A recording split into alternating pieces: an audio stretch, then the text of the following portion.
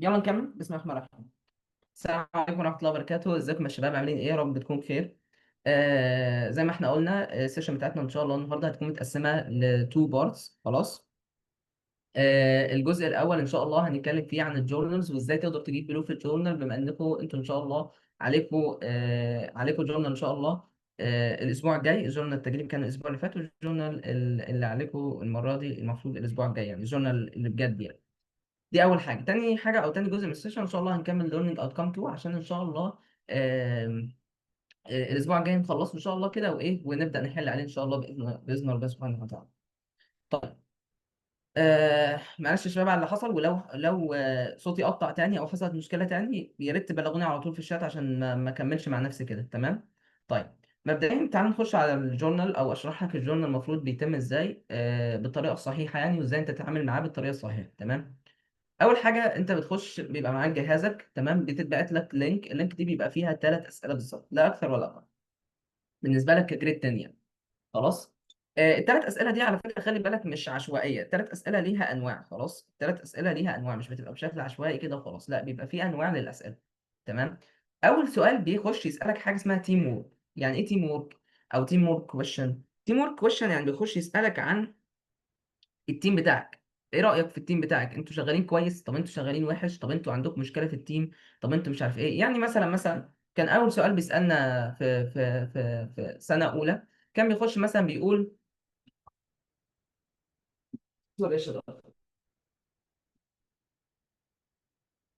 نكمل. اول سؤال في سنة اولى كان بيسألنا بيقول لنا ايه.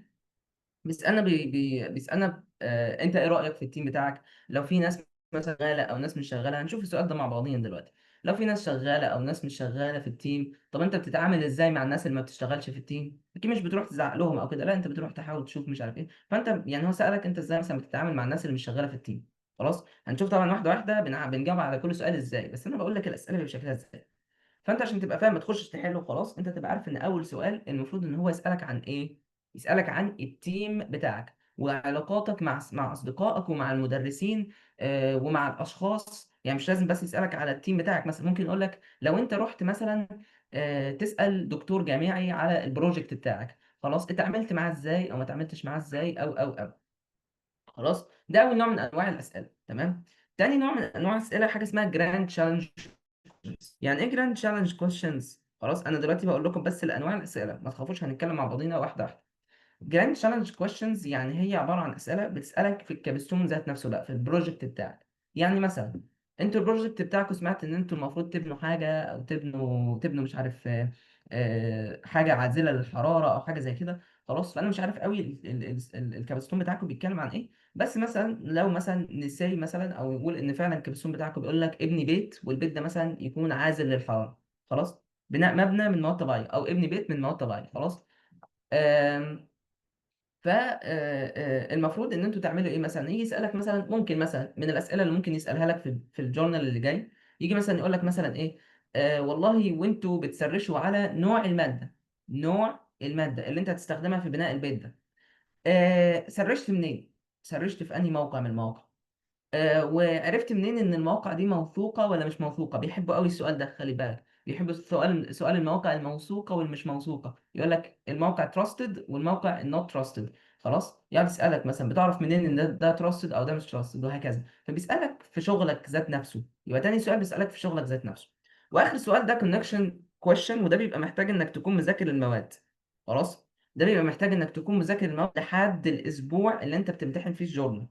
تمام. حرفيا يعني مثلا انتوا دلوقتي ليكوا كام؟ ليكوا 3 اسابيع تقريبا، ده الاسبوع الرابع تقريبا. 3 اسابيع او 4 اسابيع. المهم شوف انت المفروض مثلا ليرنينج اوتكم، المفروض في البيولوجي تكون شغال في ليرنينج اوتكم 2. فغالبا مش هيسالك في ليرنينج اوتكم 2 اللي انت لسه شغال فيه، هيسالك غالبا في ليرنينج اوتكم 1. خلاص. فيقول لك مثلا مثلا وانت في ليرنينج اوتكم 1 في البيولوجي مش عارف كنت بتدرس ايه كذا، اربطه بالكابستون بتاعك. او يسالك سؤال في الكابستون ويقول لك جاوب عليه عن طريق كونكشن بماده معينه. خلاص. ركزوا قوي على الكيمستري. تمام.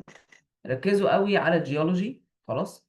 آه وممكن الفيزيكس، لان دول المواد اللي لهم علاقه قوي بالكابستون بتاعكم. تمام. لكن البيولوجي مش قوي، يعني البيولوجي ايه دخلها بموضوع زي كده. خلاص.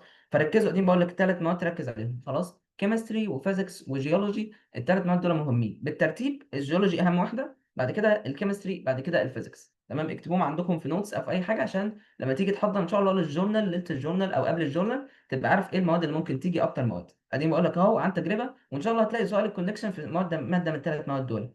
خلاص. طيب. بس ده مش معناه انك ما تشوفش باقي المواد، لا ادي بص برضه على باقي المواد. طيب، يبقى دول ال3 اسئله اللي انت بتخش ايه، بيبقى قدام ال3 اسئله دول. طيب، ده اول حاجه. يبقى ده اول حاجه، او شكل الكابستون بتاعك، او شكل الكابستون بروجكت بتاعك. كلام لذيذ. نبدا كده واحده واحده مع بعضينا. خلاص. هديكوا اكزامبل على السريع. تمام. وان شاء الله الفايل ده هيتبعت لكم خلاص، وتشوفوه براحتكم وتقروه براحتكم. ودي اسئلتي، سوري، دي اجاباتي للجورنال، من غير ما اعدل فيها حاجه. يعني في اخطاء كتير جدا انا سايبها، لان لازم انت تشوف الاخطاء دي. خلاص. طيب، اول حاجه قبل ما نبدا نشوف انت ازاي المفروض تحل الجورنال صح، يبقى دي احنا اول حاجه عرفنا الاستراكشر بتاع الجورنال. قبل ما نشوف انت ازاي المفروض تحل الجورنال عشان تجيب بلو، لازم تعرف هما بيصححوا الجورنال ازاي. خلاص. انا هقول لك هما بيصححوا الجورنال ازاي. انا رحت سالت ساعتها في جريد 10 او جريد 11، مستر من او استاذ من الاساتذه اللي بيصححوا الجورنال، مش فاكر، تقريبا كان ماث. كان مستر ماث او مستر او مس بيولوجي. مش فاكر، هي كانت لا اما مستر بيولوجي او مستر الماث، مش فاكر بصراحه، لان ده كان في جريد 10 يعني. خلاص. فرحت قلت له يا مستر، او قلت لها يا مس، تقريبا كانت مس البيولوجي على فكره. قلت لها يا مس، هو انتوا ازاي بتصححوا الجورنال؟ تمام، كنت لسه في جريد 10. قالت لي بص، جت كده قالت لي احنا اول حاجه بنبص عليها، اهو، يبقى ركز معايا، دي كرايتيريا. الكرايتيريا يعني الشروط، زي ما بيقولوا الشروط اللي لو حققتها تجيب بلو. قالت لي كده. قالت لي لو انت عايز تجيب بلو، لازم تبقى الشروط دي متحققه في اجابتك. تبص على اجابتك في اخر الوقت يعني، تلاقي اجابتك، او بعد ما تكون خلصت تلاقي اجابتك فيها الحاجات دي. طب كلام لذيذ. ايه هي الشروط؟ واحد، الباراجراف ستراكشر. يعني ايه باراجراف ستراكشر؟ الباراجراف ستراكشر يعني ان الباراجراف بتاعك يبقى مبني، تحسه فيه بلوكات، مش تجيب حته من اليمين وحته من الشمال وحته من فوق وحته من تحت وحته من اليمين ليه ليه ليه كل ده؟ لا، يبقى الباراجراف بتاعك ستراكشرد، وما تعملهاش على هيئه ما تعملهاش على هيئه يعني كذا باراجراف. لا، خلي باراجراف واحد، الانسر بتاعتك تكون باراجراف واحد. تمام، ولكن يكون structured. يكون ايه؟ يكون حاجه كده منظمه، ليها انترودكشن، ليها بادي او الحاجه اللي انت هتجاوب فيها، وفي كونكلوجن في الاخر. انتوا طبعا اكيد عارفين الحاجات دي من الانجليش يعني. لازم يكون في مقدمه، ويكون في بادي اللي هو الحاجه اللي انت بتجاوب فيها على السؤال، ويكون في كونكلوجن او خاتمه، بس مش اللي هو ايه، ولذلك فنقول ومش عارف ايه. لا، مش الخاتمه دي. الخاتمه دي اللي هو تجيب له من الاخر. يعني لو هو مش عايز يقرا كل الباراجراف، من اللي يقرا اخر سطرين يعرف انت جاوبت بايه. فاهم؟ فانت بتريح دماغ الايه اللي بيصحح، بتكيفه لما تعمل له البتاع، لما تعمل له الانسرز بتاعتك مترتبه كذا كذا كذا. لا، بيفهم، بيفرح كده بيك، يشوفك انسان منظم. خلاص. وهنشوف ازاي، وهشوف هوريك اجابتي انا من بعد ما عملت كده. انا سمعت كلام مس البيولوجي من ساعتها، وانا بجيب كل بلوز زي ما قلت لكم. لحد ما يعني اكيد بجيب جرينز، بس بتبقى قليله كده ولا كده كل شويه. خلاص. طيب، بعد الباراجراف ستراكشر، طب ماشي يا عم، انا هنظم الباراجراف بتاعي يعني، هخليه منظم، هخليه شكله كويس لذيذ. تاني حاجه الجرامر. ما ينفعش تبقى انت طالب في في اولى ثانوي خلاص، او في الثانويه، والجرامر بتاعك بايظ. انا كان الجرامر بتاعي بايظ، فقعدت اصلحه، واديك هتشوف الاجابات بتاعتي مفيش جرامر. مش يا ريت في جرامر، مفيش. انا لو جبت واحد، يعني لو جبت واحد ما يعرفش انجلش هيكتب جرامر احسن من كده. هوريك المشكله اللي حصلت، وفعلا ده اللي كان بيخليني اجيب جرينز في سنه اولى. سنه تانية ايه اللي خلاني اجيب بلوز اكتر؟ ان كان في جرامر كويسه، ما كنتش بغلط في الجرامر. خلاص. طب غلطه غلطتين في الجرامر مش مشكله، ممكن هو ما ياخدش باله منها، بس تكون الجرامر بتاعتك مظبوطه. ما ينفعش تقول له وي از، او تقول له وي working. لازم تقول له وي ار working. هتشوف الاخطاء دي يعني. بص مثلا في السؤال انا مثلا ايه، مش اهو we are learning work. ده حاجه صح؟ غلط طبعا. المفروض we are learning to work. تمام، المفروض يبقى فيه to. ده جرامر، ده هو يبص كده، ده واحد ما بيعرفش يكتب انجلش. تمام. وللاسف ده كان مستواي في سنه اولى، بس الحمد لله يعني ربنا كرمني وقدرت احسن منه يعني. المهم هنشوف الاجابات دي كلها مع بعضنا بالتفصيل يعني، لا تقلق. طيب، بعد الجرامر راحت جت المس قالت لي تالت حاجه لازم تركز عليها هي الايدياز.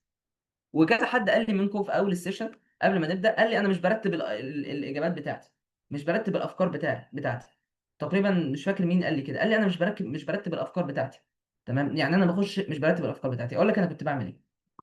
كنت اول ما بيقول لي في سؤال، بيجي لي سؤال خلاص، بشوف هو عايز ايه. بيبقى غالبا عايز نقطه او نقطتين بالكتير قوي. انا مش هجاوب غير عن نقطه او نقطتين. خلاص، يعني مثلا يقول لك لو في ناس مش شغاله في التيم بتاعك هتعمل ايه؟ فخلاص هو عايز نقطه. لو في ناس مش شغاله، خلاص هقول له اول حاجه لو في ناس مش شغاله هبدا اول حاجه ان انا هعمل معاه كذا او كذا وكذا. بعد كده لو ما نفعش معاه كده هعمل معاه كذا وكذا وكذا. بعد كده لو ما نفعش معاه كده هعمل معاه كذا وكذا وكذا. وما ينفعش ننسى ان احنا كلنا تيم واحد ولازم نساعد بعضينا، فلو واحد عنده مشكله لازم نساعده مش عارف ايه. دي الكونكلوجن بتاعتك وتتكل على الله. انا اضمن لك البلو ليه؟ عشان انت اديته اللي هو عايزه. لكن يقول لك ايه اللي هتعمله لو في واحد مش شغال في التيم بتاعك؟ فتروح تقول له انا مبدئيا احنا اشتغلنا في التيم كويس جدا وخلصنا لحد ما مطلوب مننا وبنحضر كويس جدا. بس لو في واحد مش لا انت ممكن تكون اخدت نص الباراجراف بتحكي له على حاجه هو مش عايزها، وبعد كده جاوبت عليه في اخر سطرين. ما تاخدش بلو ابدا، تاخد جرين طبعا. ليه؟ عشان انت ما رتبتش افكارك. فانت تشوف هو محتاج ايه، واحد اتنين تلاته، تديله الثلاث نقط دول. تبقى بعد ما انت كتبت وشرحت في ثلاث نقط مذكور. طيب، رابع حاجه واخر حاجه من الكرايتيريا هي الواي اوف اكسبلانيشن، طريقه شرح حضرتك.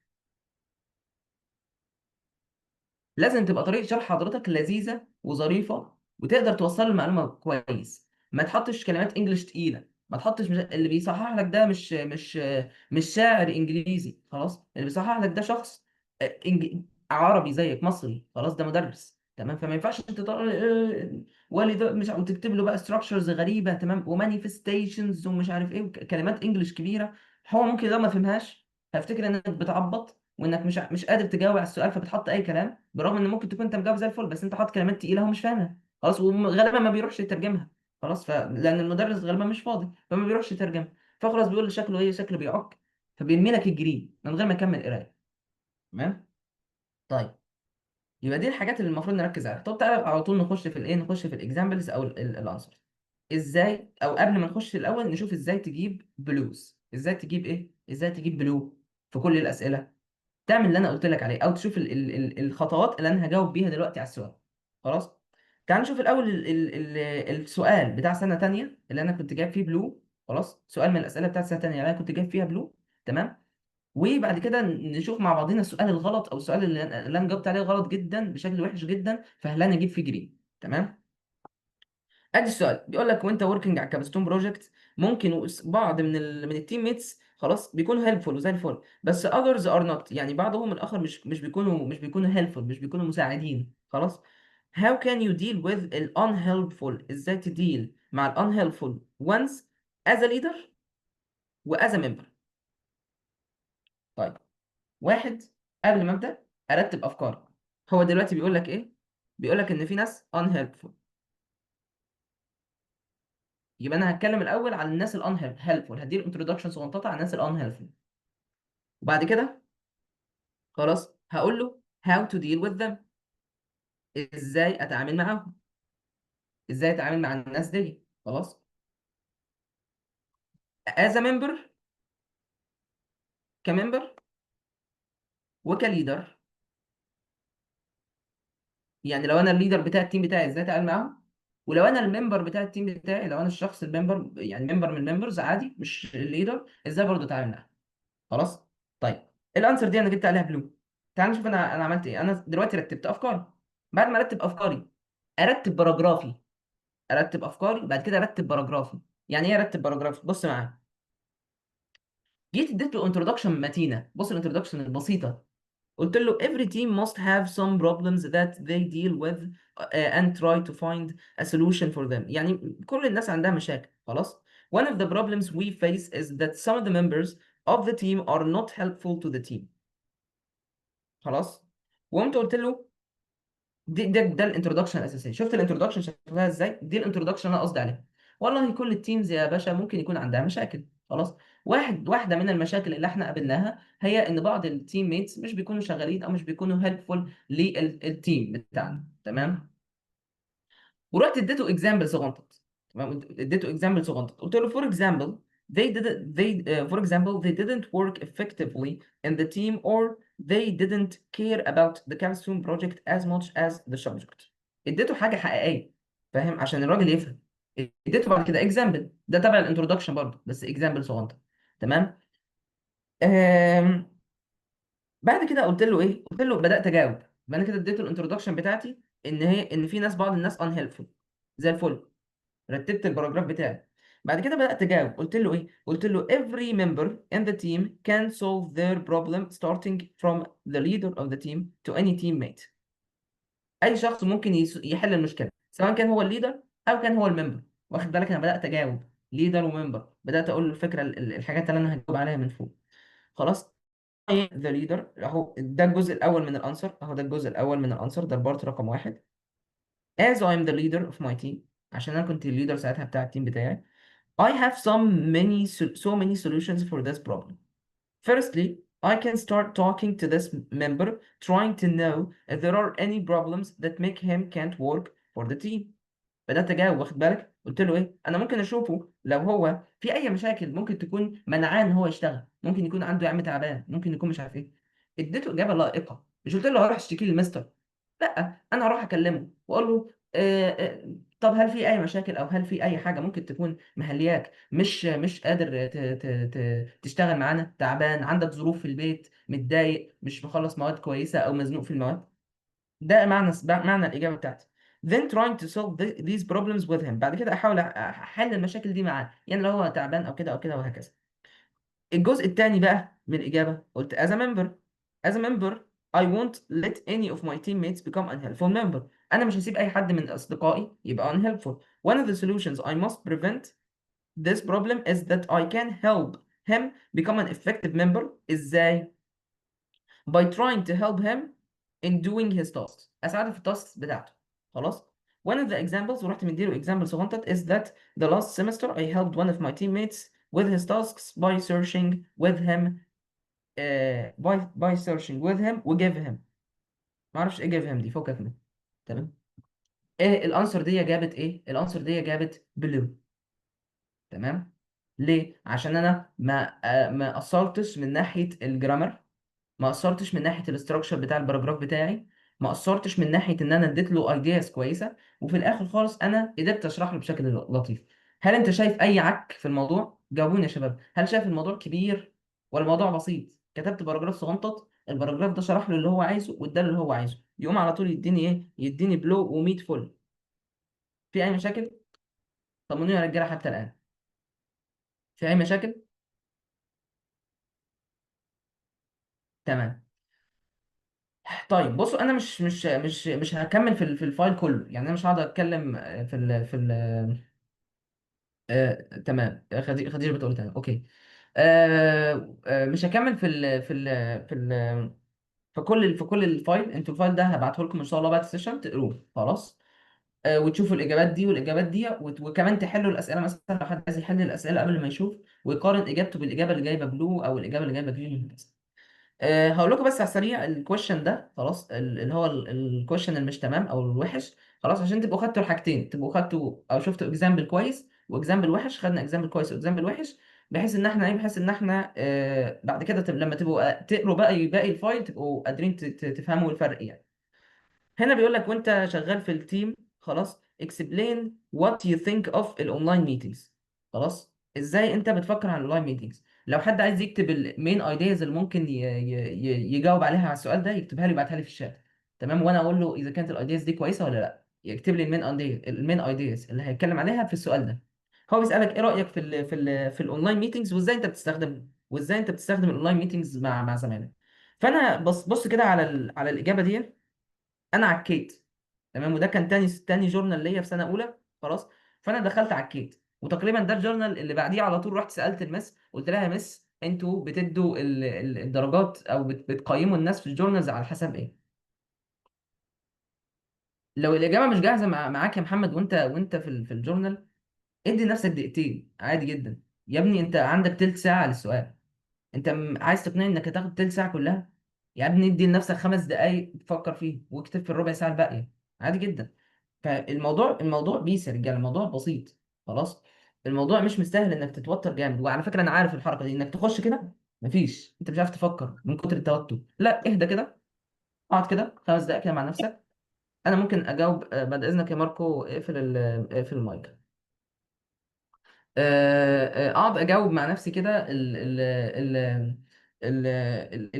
احاول اشوف الاجابه مع نفسي وانظمها مع نفسي. يعني بصوا الاجابه دي انا مش عارف لها اول من اخر، بس اللي انا اقدر اقوله لك تمام. اتدرب يا محمد على الكتاب، اتدرب على الكتاب. تمام، لازم، ده شيء اساسي. تمام. فحاولوا تتدربوا على الكتابه بحيث انك تبقوا اسرع في الكتاب. خلاص. ومش لازم تكتب له 200,000 كلمه، 150 ل 200 كلمه زي العسل. تمام. انت فاكر ان ده ان الانسر دي مثلا 250 كلمه؟ انا مش عارف، بس تقريبا تدي على، بصراحه تدي على 250، بس 200 ل 250 يعني ما توصلش 250، تقريبا 230. فاهم؟ فمش لازم الانسر تكون كبيره. طب ما الانسر دي زيها الى حد ما 200 200 مثلا، بس الانسر دي واخده جرين يا باشا، واخده جرين ويعني جرين بالعافيه. انا والله العظيم لو كنت بصحح لنفسي ساعتها كنت هدي لنفسي يلو عادي جدا. ليه؟ لان ما استاهلش يعني، سبحان الله هي عدت كده بفضل ربنا سبحانه وتعالى. فتعالى اوريكم انا ليه كده. اول حاجه زي ما قلت لكم اخطاء كتير املائيه، اوريك تاني كده. تمام. اوريك مثلا وي مي اهو بص. we work in the school we meet and talk. بذمتك ده جمله؟ يعني دي جمله انجلش؟ دي جمله هندي.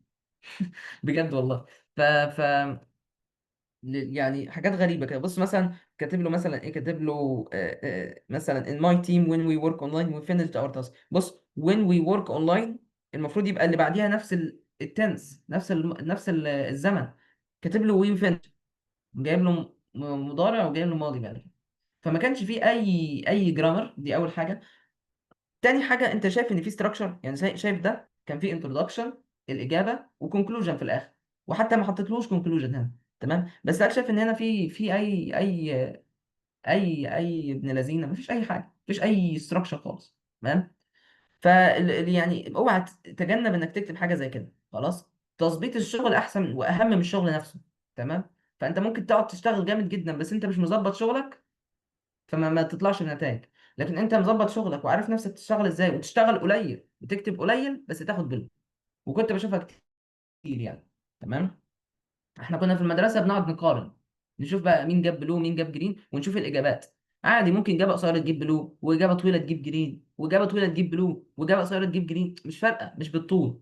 خلاص. هي انت كيفت الراجل اللي بيصحح ولا لا؟ طب وتكيفه ازاي؟ لسه قايلين. خلاص. قلت لكم ازاي تكيفه دلوقتي عن طريق الحل.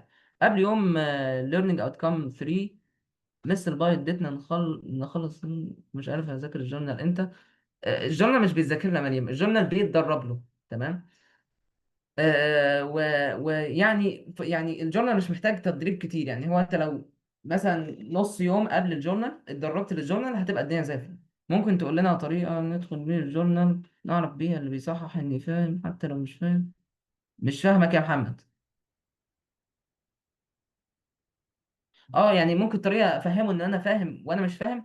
ما هي دي للاسف ما فيش طريقه. يعني انت حاول تبقى فاهم، حاول تبقى فاهم الكلام، حاول تبقى فاهم السؤال، لانك لو مش فاهم السؤال هتحط اجابه مالهاش لازمه. فالراجل اللي بيقراها مش هيفهمها. فلو هو راجل كويس هيديك جرين، لو هو راجل مش كويس هيديك كده. تمام. فانت افهم السؤال اهم. تحفظ اجابتك حلو في وورد يا جدعان. انتوا ما بتحلوش في وورد؟ احنا كنا عندنا في ستام اسيوط بيسمحوا لنا ان احنا نفتح وورد عادي ونحل في الوورد. تمام. اوعى يعني اوعى تحل، اوعى تحل في الويب سايت نفسه. اوعى. لو طفى عليك الجهاز كل حاجه تفقدها.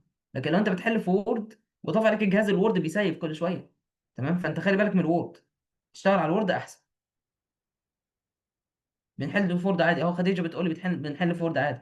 حلوا في وورد يا جدعان، اوعى تحلوا في البتاع. فعلا يا خديجه احسن حاجه ان احنا نحل في وورد ان شاء الله. طيب.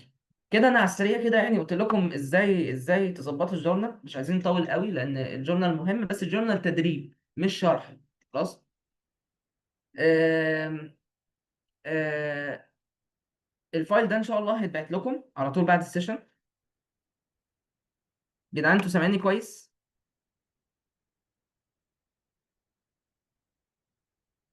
تمام. اوكي. طب ايه واحده عشان الشير سكرين مش مظبوط.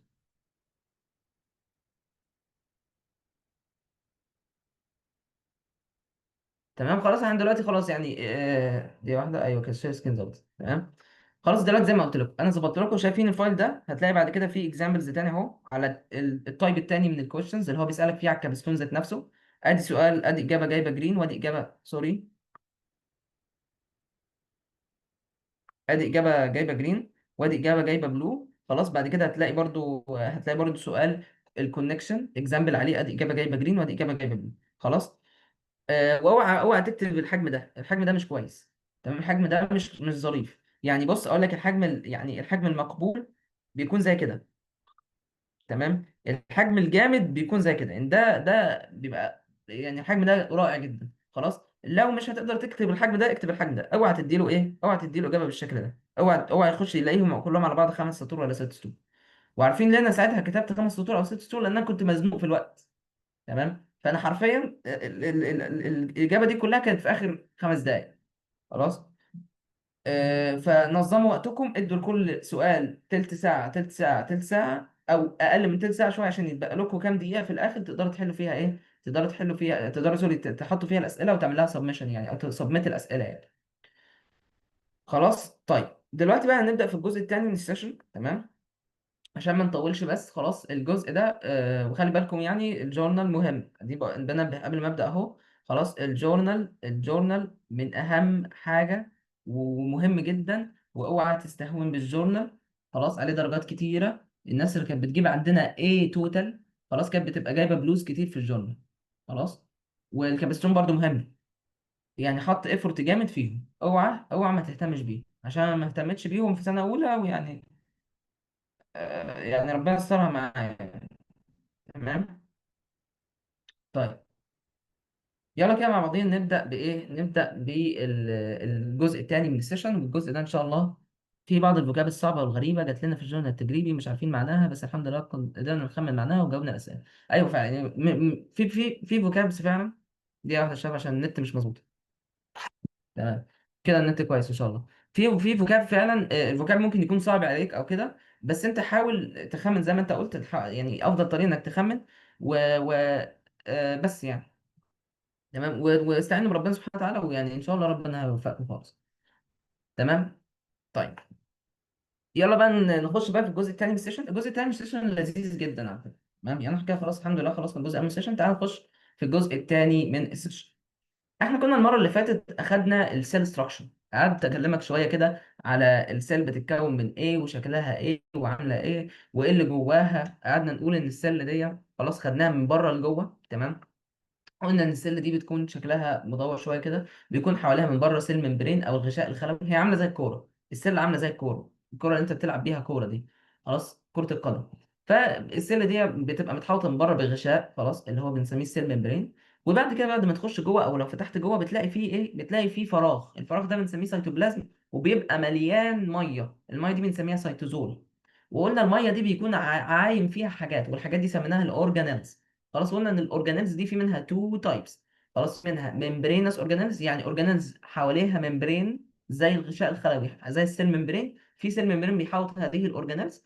وفي اورجانيلز تانية بتكون نون ممبرين اورجانيلز، يعني اورجانيلز مش حواليها اي غشاء او اي حاجه. قلنا اكزامبل على النون ممبرينس اورجانيلز زي الرايبوزومز، واكزامبل على الممبرينس اورجانيلز زي الميتوكوندريا او زي السيل سوري او زي النيوكليس. تمام. طيب السيشن دي بقى هنعمل ايه؟ السيشن دي بقى هناخد اورجانيل او عضي أو من الاعضاء او العضيات بتاعه السيل. خلاص ونبدا نتكلم عليه. خلاص يعني ناخد جزء او عضي من العضيات بتاعه السيل، ونبدا نشوف شكله ايه والاستراكشر بتاعه ايه، يعني تركيبته ايه من بره، وبعد كده هنشوف ايه الفانكشن او ايه لازمته. تمام. يلا نبدا كده بسم الله الرحمن الرحيم. نشوف بس الاول احنا هناخد ايه النهارده. تمام دقيقه واحده، ثانيه واحده. آه، ثانية واحدة يا شباب. ماشي. النهارده ان شاء الله احنا هناخد اهو زي ما احنا قلنا الريست اوف ليرنينج اوتكم 2. خلاص ناخد باقي مش باقي كله يعني، ان شاء الله هنكمله المره الجايه خلاص عشان هو ليرنينج اوتكم كبير شويه. خلاص اول حاجه هناخدها ان شاء الله النهارده هي النيوكليوس. خلاص النيوكليوس ده اول عضي من الاعضاء اللي موجوده عند حضرتك في السيل. خلاص هو ده اول اورجانيل، وده اهم اورجانيل، ده الاورجانيل الاساسي، ده الاورجانيل اللي لو اتشال تموت السيل. تمام. وبعد كده هناخد الرايبوزومز اللي هي كانت نون ممبرينس اورجانيلز لو تفتكر. تمام. هي دي النقط السوداء اللي كانت في السيل. تمام. وبعد كده هناخد ايه؟ بعد كده هناخد الايه الاندوبلازميك ريتيكولم. ده الاندوبلازميك ريتيكولم ما اتكلمناش عليه المره اللي فاتت، بس هو واحد من الاورجانيل برضه حواليه ممبرين زي النيوكلاس، وهو يشبه للنيوكلاس قوي. خلاص. حاجه اسمها الاندوبلازميك ريتيكولم. تمام. ورقم أربعة أو الجزء الرابع هناخد إيه؟ الجزء الرابع هناخد الجولجي. الجولجي ده برضو هو عبارة عن أورجانيل أو عضي برضو حواليه ممبرين. خلاص. وبرضو يشبه النيوكليوس قوي، وهناخدهم برضو. أنا ما اتكلمش عن المرة اللي فاتت، بس ده أعضاء عضي من الأعضاء. خلاص يعني احنا المرة اللي فاتت خدنا الحاجات الأساسية دي، أعضاء برضو موجودة ومهمة. خلاص. رقم خمسة.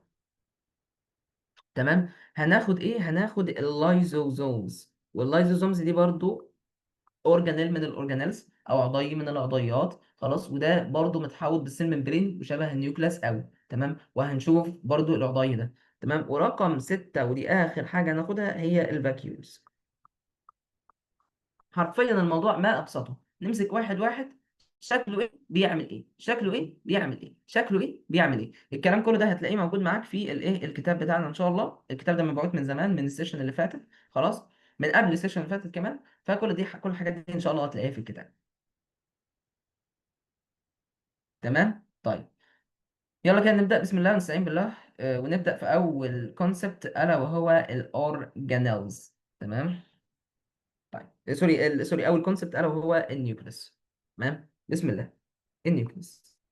تعال أجيب لكم صورة كده عشان بس تبقوا شايفين النيوكليس شكلها يعني.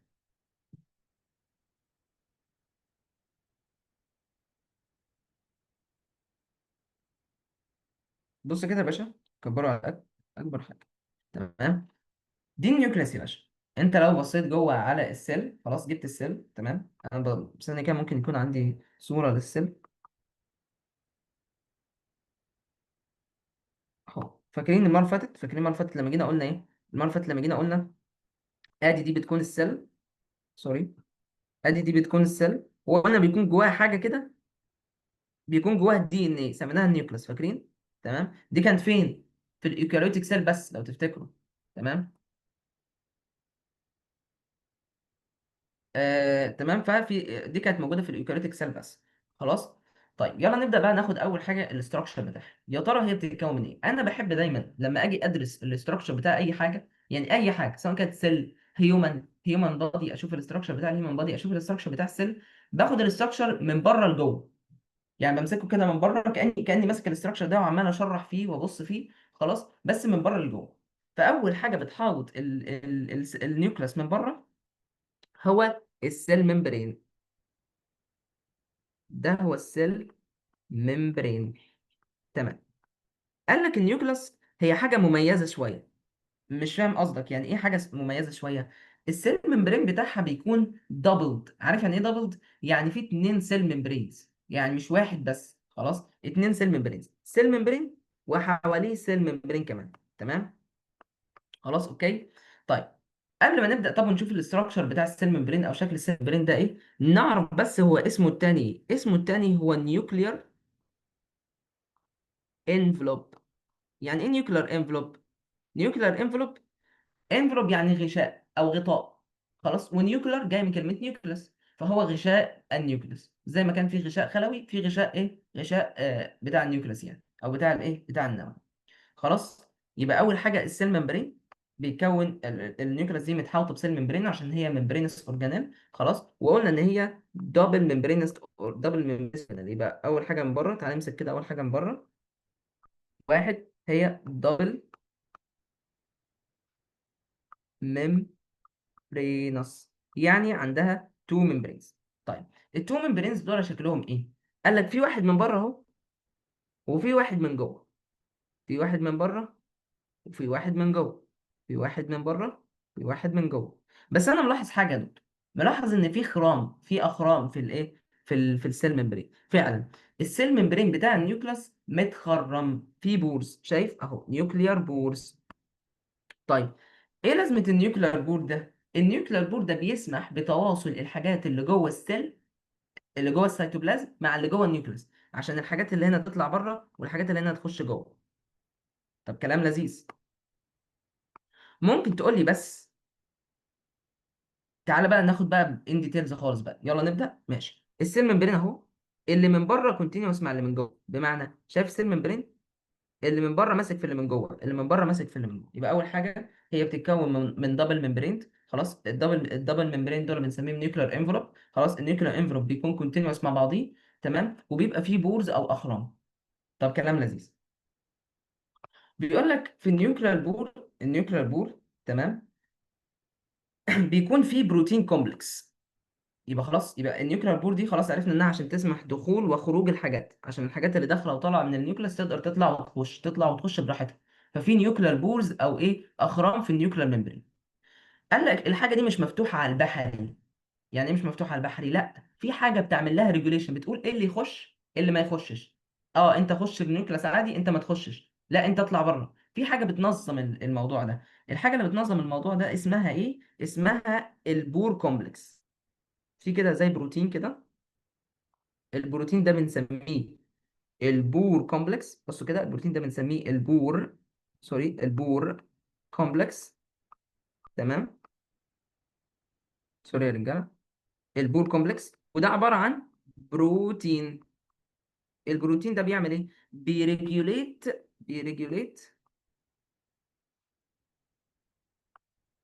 the entry and exit of substances. خلاص substances. فهو بيسمح بحاجات تخش وما بيسمحش بحاجات تانية، وبيمنع حاجات تانية انها تخش. تمام. طب كلام لذيذ. طيب هل السيل ممبرين ده موجود كده وقادر يمسك نفسه لوحده؟ قال لك لا، ده مجرد حاجه هشه. خلاص، فمحتاجه عواميد، العواميد دي تمسك السيل ممبرين، تمام. فالعواميد دي بتبقى موجوده فين؟ بتبقى موجوده تحت السيل ممبرين على طول. يبقى في عواميد كده، العواميد دي موجوده تحت السيل ممبرين على طول بالشكل ده، عشان تسمح، سوري، عشان تعمل سبورت للايه، للنيوكليس. العواميد دي بنسميها ايه؟ العواميد دي بنسميها النيوكلر لامينا. يبقى العواميد دي بنسميها النيوكلر لامينا. ايه هي النيوكلر لامينا؟ عواميد. تمام. طيب هل النيوكلر لامينا موجوده في كل حته؟ قال لك لا، النيوكلر لامينا موجوده بس تحت الممبرين. يعني عند البور النيوكلر لامينا دي مش موجوده. يبقى عند البور النيوكلر لامينا دي مش موجوده، هي بس موجوده تحت السيل ممبرين عشان تعمل له سبورت، والسيل ما تنكمش كده او ما تتهدش على بعضها. طيب كلام لذيذ. بعد كده في ايه؟ بعد كده بيقول لك في كمان أعمدة تانية. الأعمدة دي بتبقى عاملة كده، ماسكة كده في كده في كده في كده في كده، وماسكة دي ماسكة في بعضيها كمان، وعاملة كده وكده وكده وكده. الأعمدة دي بتعمل سبورت برضو للنيوكلاس عشان النيوكلاس ما تتهدمش على بعضيها، وبنسميها النيوكليار ماتريكس. تمام. اتفقنا مع بعضينا خلاص. يبقى خلصنا كده الاستراكشر بتاع الايه، الاستراكشر بتاع النيوكليس. يبقى تمام. يبقى النيوكليس دي شكلها ايه؟ قال لك والله النيوكليس دي عباره عن كوره جوه السيل. لو فتحنا السيل كده وبصينا على النيوكليس هنلاقيها كوره. طب تعالى ناخد الاستراكشر بتاعها من بره لجوه. خلاص، هلاقي من بره عليها سيل ممبرين. طب السيل ممبرين واحد ولا اتنين؟ لا اتنين. طب شكله ايه؟ كونتينوس مع بعضيه، يعني اللي بره ماسك في اللي جوه، واللي بره ماسك في اللي جوه، واللي بره ماسك في اللي جوه. طيب السيل ممبرين ده شكله السيل ممبرين ده مخرم ولا مش مخرم؟ قال لك لا مخرم، في بورز او في ايه، في اخرام. الاخرام دي بتسمح بدخول وخروج الايه، الحاجات. طيب ال ال الاخرام دي هل فاتحه على البحري واي حاجه تخش واي حاجه تطلع، قال لك لا، ده في حاجه اسمها البور كومبلكس. ده عباره عن ايه؟ ده عباره عن بروتين. البروتين ده بيقول مين اللي يخش ومين اللي ما يخشش. البروتين ده موجود فين؟ موجود عند الايه، عند النيوكليار بور. طب كلام لذيذ. وبعد كده بيقول لك ايه، طب مين اللي بيعمل سبورت للنيوكليس؟ قال لك حاجتين. حاجه اسمها النيوكليار لامينا، عباره عن عواميد موجوده تحت الايه، تحت السيل ممبرين، عشان ما يتهدش او ما يوقعش او ما يتعوجش كده، بيبقى عشان يبقى ماسك نفسه. وفي عندك حاجه اسمها النيوكلير ماتريكس، نوع تاني من العواميد، بيبقى ماسك بقى كل حته في السيل مع بعضيها، في النيوكليس مع بعضيها، عشان النيوكليس برضو ما تقعش على بعضها وتتهد. كده خدنا الاستراكشر بتاع النيوكليس، يبقى كده الاستراكشر بتاع النيوكليس دان. تعال بقى ناخد ايه الكونتنت بتاع النيوكليس. يعني النيوكليس جواها ايه؟ الفراغ اللي هو ده مليان ايه؟ قال لك الفراغ اللي جوه النيوكليس ده بيبقى مليان ايه؟ بيبقى مليان، ثانيه نجيب ايه، نجيب يبقى ده الاستراكشر. ثانيه.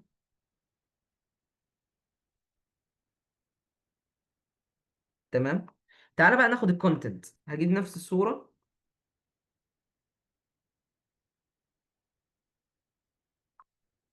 عشان نشوف الكونتنت بتاع الايه، بتاع النيوكليس. وريني ايه هو الكونتنت. قال لك النيوكليس دي جواها بالظبط بالظبط ثلاث حاجات، لا اكثر ولا اقل. ايه هما الثلاث حاجات دول؟ اول حاجة، في موجود جواها سائل. السائل ده زي السيتوبلازم بالظبط، خلاص، بس جوه النيوكليس بنسميه ايه؟ يعني هو يعتبر هو السيتوبلازم، هو نفس السائل، بس جوه النيوكليس بنسميه نيوكلو بلازم. فاهم؟ التاني كان اسمه سايتو بلازم. سايتو معناها سيل، وبلازم معناها فلويد. فهو الفلويد اللي في السايتو في السيل، ده بقى الفلويد اللي في الايه، الفلويد اللي في النيوكليس، فبنسميه نيوكليو بلازم. فهمت الفكره؟ طيب كلام لذيذ. طيب ايه بعد كده غير النيوكليو بلازم؟ قال لك شايف الخطوط دي، اعملها لك باللون تاني. شايف الخطوط اللي مرسومه في الخلفيه دي؟ خطوط كده معوجه معوجه كتير مش عارف ايه، اهو ده هو الدي ان ايه. فاكر لما قلنا السيشن اللي فاتت، قلنا ان النيوكلاس بيبقى جواها دي ان ايه. خلاص، ادينا اهو بقول لك ان تاني وبعيد تاني ان النيوكلاس جواها دي ان ايه. الدي ان ايه ده عباره عن ايه؟ عباره عن حبل. خلاص، حبل كده ماشي، خلاص، جوه السيل زي كده بالظبط. ثانيه واحده، مفيش حبل جنبي. تمام اهو. حبل، حبل ماشي جوه، بس حبل متلولو كده على بعضيه كده وماسك في ده بعض، حاجات غريبه كده، بس هو في الاخر حبل كده. تمام. طيب اوكي. الحبل ده بقى ماله؟ قال لك الحبل ده ما ينفعش يتساب، ما ينفعش يتساب طويل كده، لازم نلكلكه. خلاص، لازم نلكلكه. فبجيب بروتين، بجيب بروتين واقوم الف الحبل حواليه. لا معلش كده بقى، لازم اجيب حبل، حبل كبير او خلاص. بصوا كده، وليكن ده الحبل. خلاص. فبجيب ازاي بروتين؟ عشان لازم تفهم الحته دي، عشان الحته دي انا ما كنتش فاهمها في سنه اولى يعني. بجيب بروتين، بجيب بروتين وادي الحبل معاه. خلاص، بروتين وادي الحبل معاه، وادي الحبل اللي هو الايه، الدي ان ايه، وادي البروتين، واقوم لافف البروتين حوالين الحبل، لافف الدي ان ايه حوالين البروتين. الف الدي ان ايه حوالين البروتين. عملت ايه انا كده دلوقتي؟ ثانيه واحده. عملت ايه؟ قصرت حجم الحبل. شايف الحبل كان طويل قد ايه؟ شايف بقى شكله ايه لما لف حوالين البروتين زي ما وريته لكم؟ بقى صغنطط جدا جدا جدا، عشان يقدر يقعد في الايه، في النيوكليس، لان النيوكليس صغنططه جدا. انت لو بصيت النيوكليس بتاعت السيل، النيوكليس حاجه لا تكاد تذكر، يعني حاجه قد كده جوه السيل، السيل قد كده، النيوكليس قد كده جوه. خلاص. فعشان اهلي كل الدي ان ايه الطويل ده قوي يخش جوه، بلفه حوالين بروتينز، زي ما تجيب بقره كده وتقعد تلف حواليها الايه، حبل الخياطه. تمام. فنفس الكلام بلف كده حوالين البروتين عشان يعمل لك حاجه اسمها كروماتين. يعني بعد ما انا جبت البروتين ولفيت حوالين الدي ان ايه، الاستراكشر ده او الشكل ده كله على بعضه بنسميه كروماتين او كروماتين. تمام. بس يبقى النيوكلاس بتتكون، او الكونتنت بتاعها بيتكون من ايه؟ نيوكليوبلازم، الميه، دي ان ايه اللي هو الجينات بتاعت حضرتك، على هيئه ايه، حبال طويله، والحبال دي ملفوفه حوالين بروتين. خلاص، ملفوفه حوالين بروتين بالشكل اللي احنا قلنا عليه ده زي البقره. خلاص، عشان يعمل لك الكروماتين. تمام. كلام لذيذ. بيقول لك خلي بالك، في بعض الاحيان، في بعض الاحيان الكروماتين ده اللي هو عباره عن بروتين وملفوف حواليه حبل. تمام. وليكن ملفوف لفه. لما السيل تخش في سيل ديفيجن، يبقى دي نوت صغنططه مهمه لازم تبقى واخد بالك منها. الكروماتين ده لو دخل في سيل ديفيجن، يعني لو السيل دلوقتي بتنقسم، الكروماتين ده بدل ما كان لافف لفه واحده على البروتين، يلف واحد، اتنين كمان، تلات اربع لفات، فيبقى مور كوندنس، يبقى ماسك نفسه اكتر، يبقى منكمش اكتر، فاهم؟ ينكمش اكتر كده، فيعمل لك حاجه اسمها كروموزوم. فاكرين الكروموزومات؟ اللي هو الشكل المشهور قوي اللي انت بتشوفوه ده، اللي هو كده ده. خلاص. فهو الكروماتين لما ينكمش كده على البروتين ويبقى تقيل قوي كده، يعمل لك شكل اسمه كروموزوم. الكلام ده كله الكروموزومز والحاجات دي هندرسها مع بعضين ان شاء الله في ليرنينج. سوري يا شباب.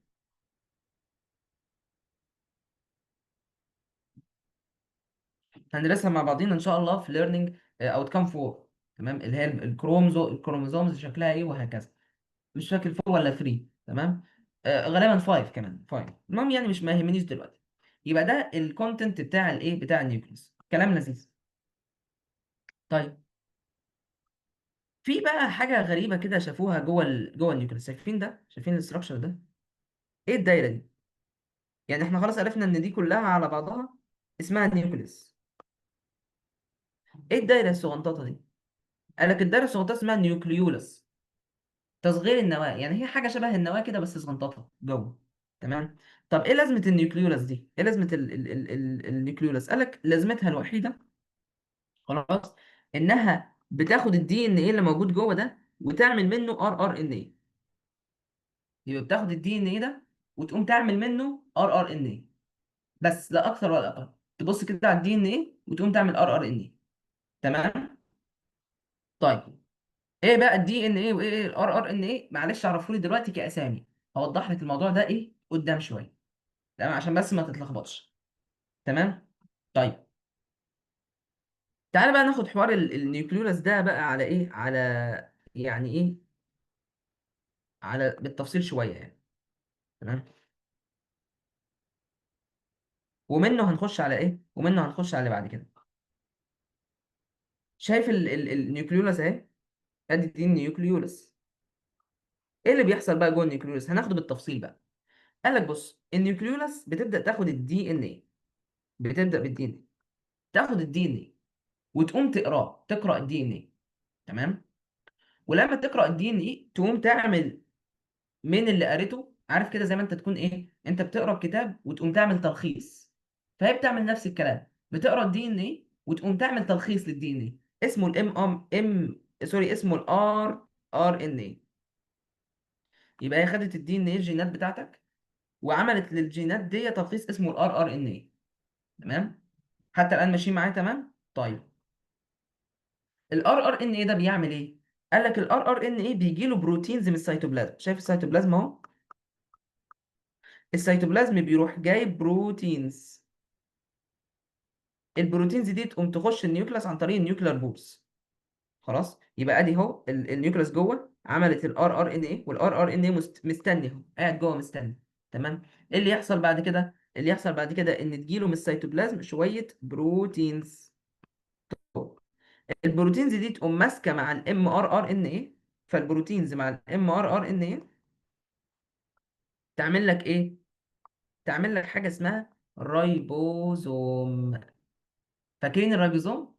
فاكرين الرايبوزوم اللي هو قلنا عليه عباره عن نقطه بتكون في نص الخليه كده، فاكرين؟ وقلنا ان هو نون ممبرينس اورجانيل. هو بيتصنع عند النيوكليوس. تمام. ادي شكل الرايبوزوم. او ثانيه واحده قبل ما نشوف شكل الرايبوزوم. يبقى فهمتوا فكره الرايبوزوم؟ اكدوا عليا يا شباب ان انتوا حتى الان تمام معايا في فكره الرايبوزوم بيتصنع ازاي. بنبدا بالدي ان ايه، النيوكليولاس تقوم قاريه الدي ان ايه. تمام. طب ماشي، نعيدها تاني. حاضر. نعيدها تاني ونوريكم بشكل اسهل وظريف. ادي يا باشا ايه، ادي يا باشا ايه، السيل، إيه سوري، النيوكليس. يبقى دي كلها على بعضها اسمها ايه؟ دي كلها على بعضها اسمها ايه؟ اسمها النيوكليس. جوه النيوكليس، تمام، جوه النيوكليس في حاجه اسمها نيوكليولس. النيوكليولس دي بتعمل ايه؟ بتقرا الدي ان ايه، قاعده جوه عماله تقرا الدي ان ايه، مالكش دعوه، هو بتقرا الشريط ده. تمام. خلاص. لما تقرا الشريط ده، تمام، تقوم تعمل منه ايه؟ تعمل منه تلخيص اسمه الام ار ان ايه. الام ار ان ده يفضل مستني شويه بروتينز بتجيله من بره من السيتوبلازم. احنا مش قلنا النيوكليوس دي موجوده في السيتوبلازم؟ خلاص. فتبدا تستني شويه بروتينز تجيله من بره. البروتينز دي تمسك مع الام ار ان ايه، يمسكوا مع بعض وهما الاثنين يعملوا الرايبوزوم، اللي هو كانت نقطه كده تشتغل. تمام كلام. طيب. اوكي. سامعني كده كويس يا شباب؟ سامعني شويه كويس يا شباب؟ اكدوا عليا بس صوت واضح. تمام. اوكي. آه كده احنا خلصنا ايه؟ خلصنا النيوكليس والحمد لله. خلاص يبقى احنا كده تمام، خلصنا النيوكليس. يبقى احنا نروح نصحح النيوكليس. طب اخر حاجه الفانكشن بتاعت النيوكليس ايه؟ ايه رايك في الفانكشن بتاعت النيوكليس؟ ايه رايك في الفانكشن بتاعت النيوكليس؟ حاجتين. حاجتين.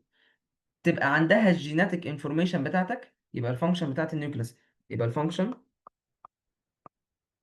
تبقى عندها الجينز بتاعتك عن طريق موجوده على هيئه دي ان ايه، وتقوم تعمل ايه؟ تعمل تسنثسايز او تصنع. خلاص. تصنع الايه؟ تصنع ال ار ان ايه. خلاص. تمام. اوكي.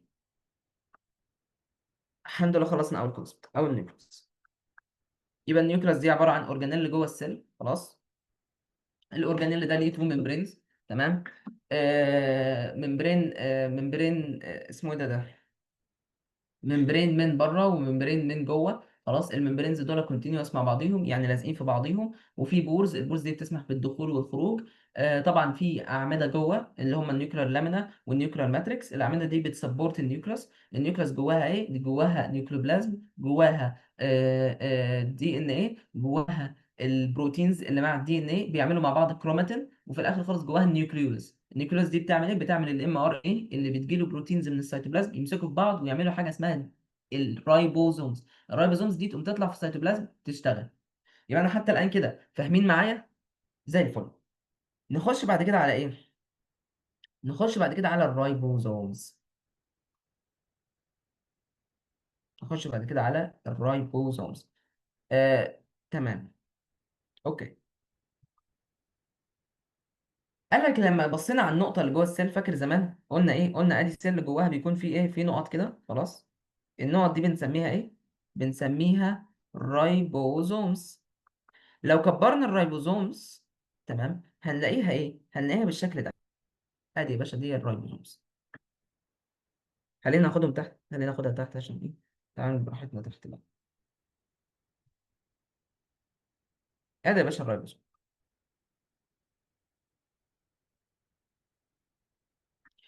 واحده واحده معايا. الرايبوزوم خلاص احنا عرفنا صنعناها في النيوكليولس، اللي هي النويه او الحاجه الصغنططه اللي جوه النيوكليوس. خلاص.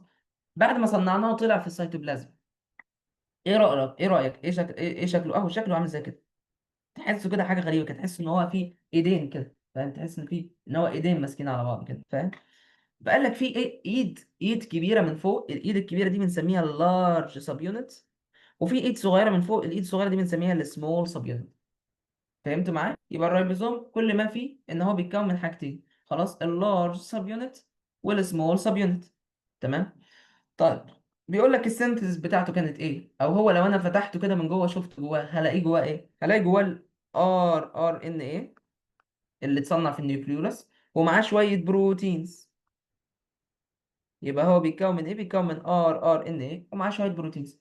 خلاص. ار ان ايه ومعاه شويه بروتينز اتجمعوا مع بعضهم عملوا لك ايد من فوق. شويه ار ان ايز ومعاهم شويه بروتين اتجمعوا مع بعضهم وعملوا لك ايد من تحت.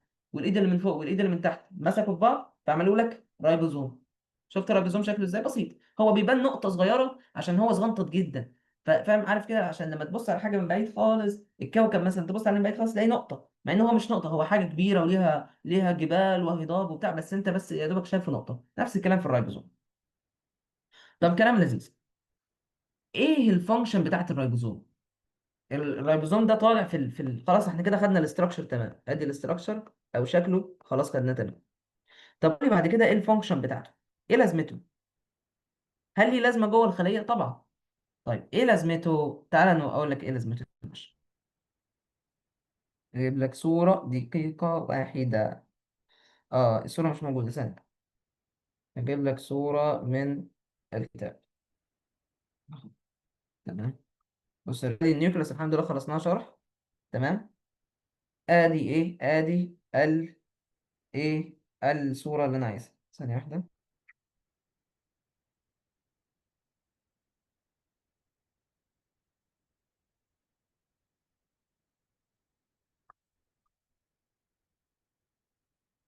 تمام. بص،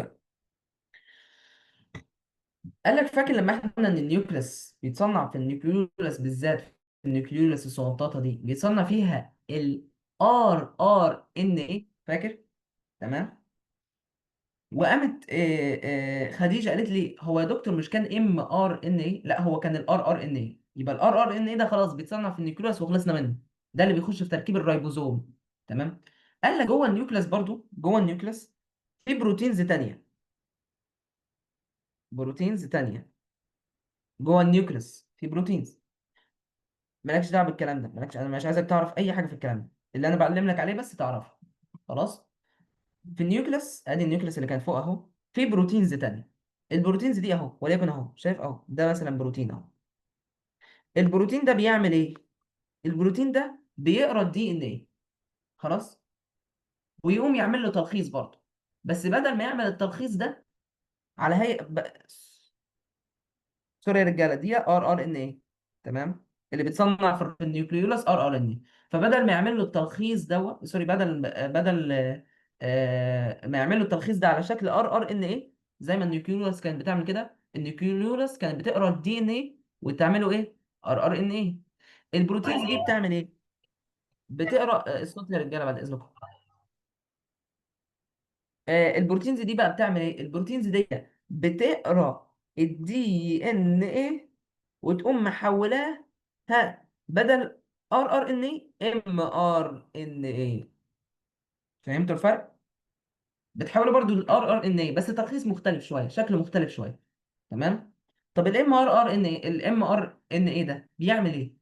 بيعمل ايه؟ اقول لك دلوقتي بيعمل ايه. ال mRNA بمجرد ما بيتعمل بيبقى شكله عامل زي كده. خلينا نعمل بلون تاني اسود مثلا. الام ار ان ايه اهو، هو ده الام ار ان ايه.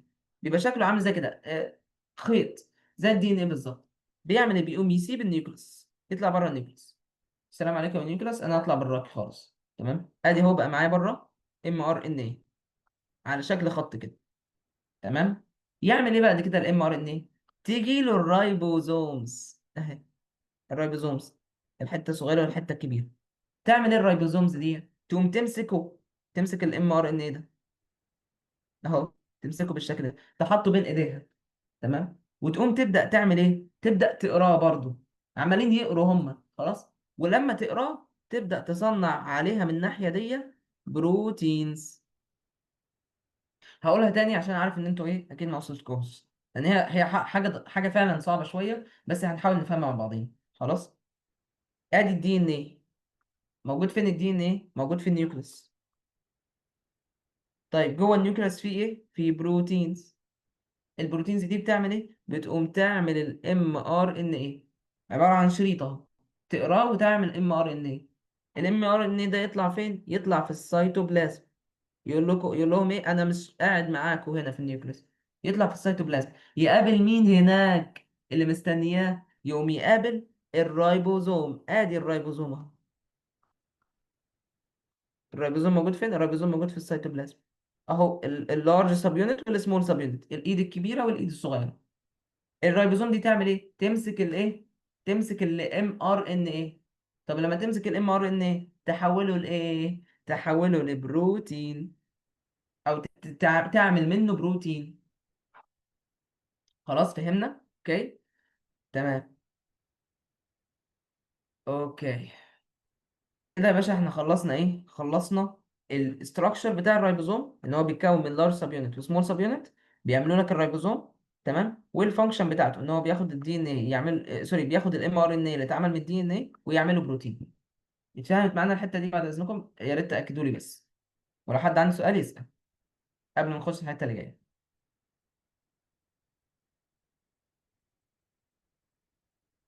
تمام، اتفهمت ولا ايه؟ اوكي. طيب، ده بالنسبه للايه للرايبوزومز. كل الكلام ده هتلاقوه في الكتاب ان شاء الله.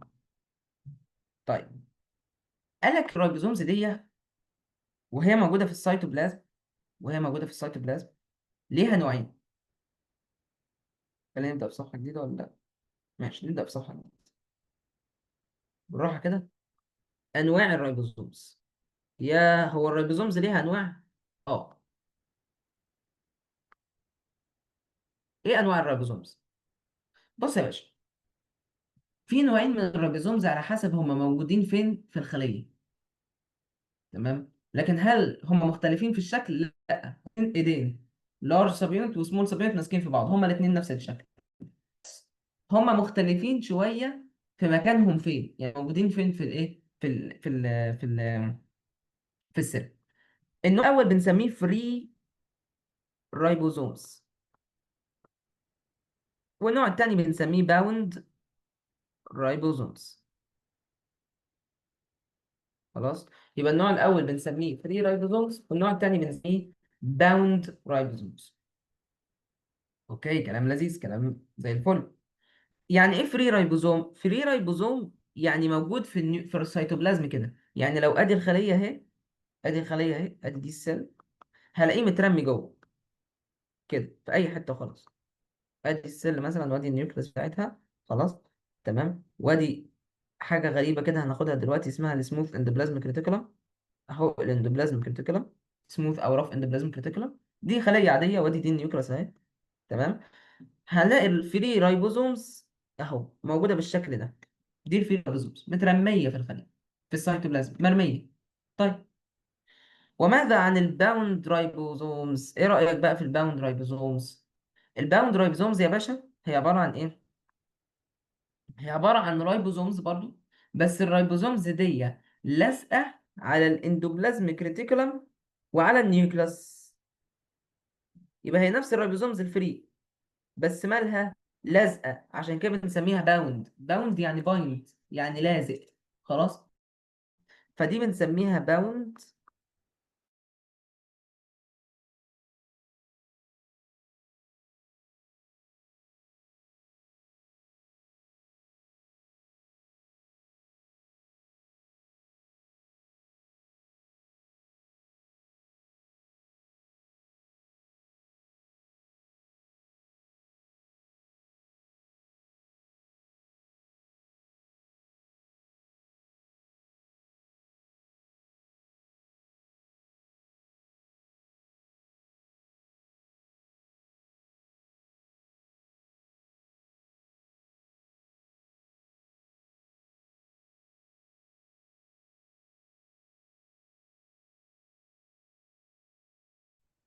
انا اسف يا شباب، النت قطع.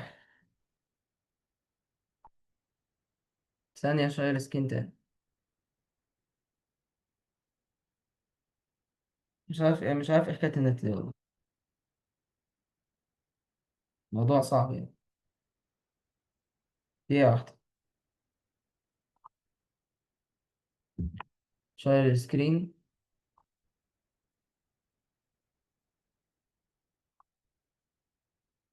تمام، نكمل. اوكي، سوري يا شباب، سوري. الصوره شغاله دلوقتي؟ الصوره شغاله، المفروض انها شغاله دلوقتي. تمام. طيب، هحاول اتصرف في حوار النت ده ان شاء الله. دونت وري يعني. طيب، نكمل. احنا قلنا في تو تايبس اوف رايبوزومز: فري رايبوزوم عايم في السيتوبلازم، وفي باوند رايبوزوم. الباوند رايبوزوم ده موجود فين؟ موجود على النيوكليس او على الاندوبلازم كريتيكولم. طب ايه الاندوبلازم كريتيكولم؟ هنعرفها، بس هي اورجانيل وليه سيل ممبرين برضه زي النيوكليس. طب كلام لذيذ. آه طيب يبقى الفري رايبوزومز موجودة ايه اهو، ان اهو نكتب ان هي موجودة فري ان ذا سيتوبلازم، لكن الباوند نيوكلاس سوري باوند رايبوزومز موجودة باوند يعني لازقة تو ذا نيوكلاس، لازقة في النيوكلاس اور الاندوبلازميك ريتيكولم. تمام، اوكي معايا حتى الآن زي الفل. ايه بقى الفانكشن بتاعت كل واحدة فيهم؟ خلاص ناخد الفانكشن ونتكل على الله. ايه الفانكشن بتاعت كل واحدة فيهم؟ قال لك هما الاثنين بيصنعوا بروتينز، مش احنا اتفقنا فوق ان اي رايبوزوم بيصنع بروتين؟ فهما الاثنين بيصنعوا بروتينات، بروتينز. تمام، بس الفري رايبوزومز بتصنع بروتين لهدف معين، والباوند رايبوزومز بتصنع بروتين لهدف معين، لهدف اخر. خلاص. مريم بتقول لي احنا لسه جوه النيوكليس ولا احنا طلعنا؟ لا احنا دلوقتي بره بره، احنا شغالين خلاص، احنا سيبنا النيوكليس وخلصناها، دلوقتي احنا شغالين في الرايبوزومز او تايبس اوف رايبوزومز. خلاص تمام. قلنا ادي النيوكليس اهي، ادي النيوكليس والرايبوزومز موجوده على النيوكليس، خلاص، او موجوده في السيتوبلازم. اللي موجوده في السيتوبلازم بنسميها فري رايبوزومز، واللي موجوده على النيوكليس او على الرف اندوبلازم كريتيكولم، على السيل ممبرين بتاع النيوكليس او الرف اندوبلازم كريتيكولم، بنسميها ايه؟ بنسميها الباوند رايبوزومز. تمام. طيب هما الاثنين بيصنعوا بروتينز، يبقى دي بتسنثسايز او بتصنع بروتينز، تمام يا مريم، ودي بتسنثسايز او بتصنع برضو بروتينز. كلام لذيذ. بس البروتينز دي بتروح لحتة، والبروتينز التانية بتروح لحتة تانية. طيب تعال نشوف. الفري رايبوزومز بتصنع بروتينز عشان to work inside the cell، تشتغل جوه السيل. تشتغل بقى، مالكش دعوه بقى تعمل ايه، تظبط السيل، تكسر السيل، هي بروتينز وبتشتغل جوه السيل، هناخدها بالتفصيل بعدين. بس يبقى الرايبوزومز دي بتعمل ايه؟ بتسنثسايز بروتينز، بتصنع بروتينز، بتصنع بروتينات. والفري رايبوزوم بتصنع البروتين دي بتروح فين؟ بتروح جوه الخليه. يبقى الفري رايبوزوم بتصنع ايه؟ بتصنع بروتينز، البروتينز دي بتورك انسايد ذا سيل. طيب البروتينز اللي بتورك انسايد ذا سيل بنسميها ايه؟ بنسميها انترا سيلولار بروتينز. ليه بنسميها انترا سيلولار بروتينز؟ انترا يعني جوه، فبروتينز داخل الخليه، معناها ان البروتينز هتشتغل جوه الخليه.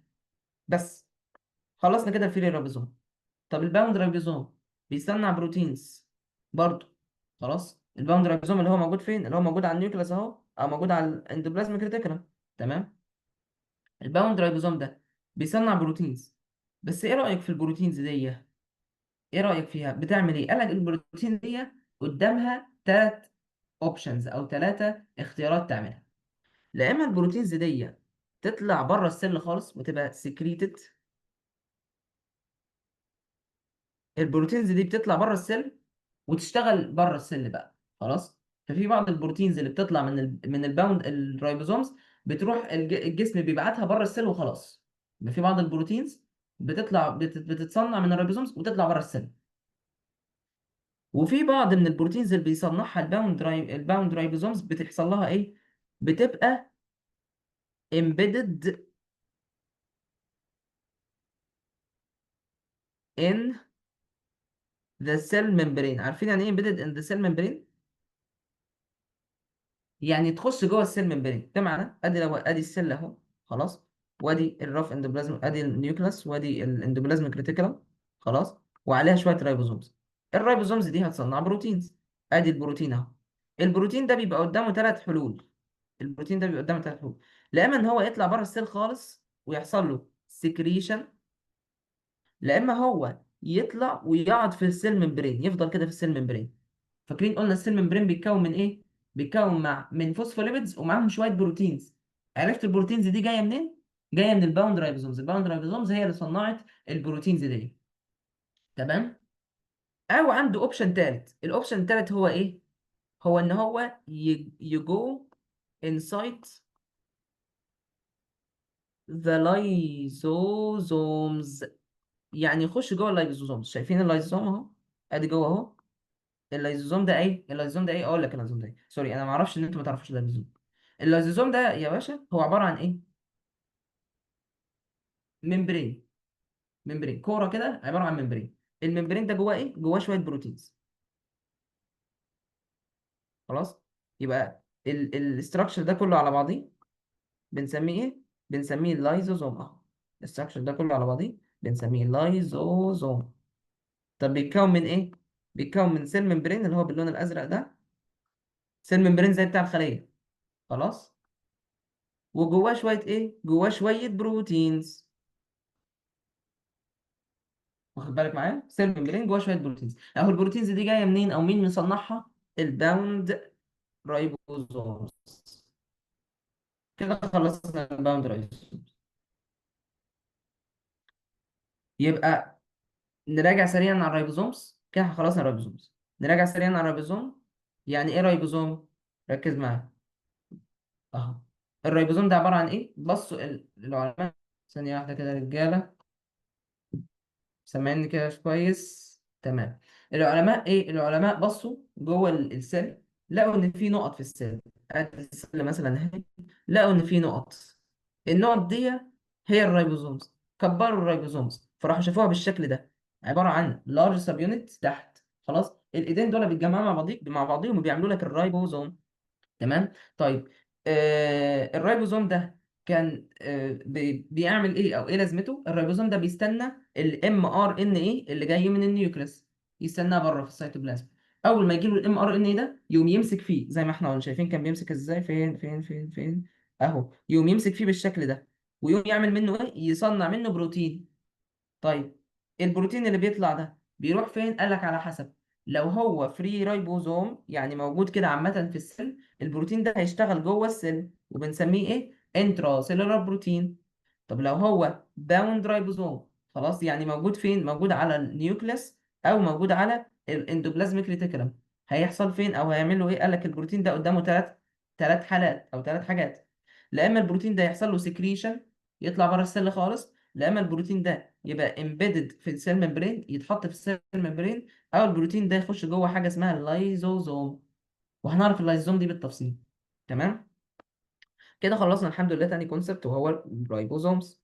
خش لي بعد كده على الاندوبلازميك ريتيكولم. الاندوبلازميك ريتيكولم دي سهله خالص. تمام. هي ستراكشر كبير شويه بس هو سهل خالص. اندوبلازميك ريتيكولم. خلاص. ممكن نبقى نخلص الاندوبلازميك ريتيكولم وناخد بعد كده ريست سونت. تمام. لو عايزين ريست يعني. تمام. اوكي.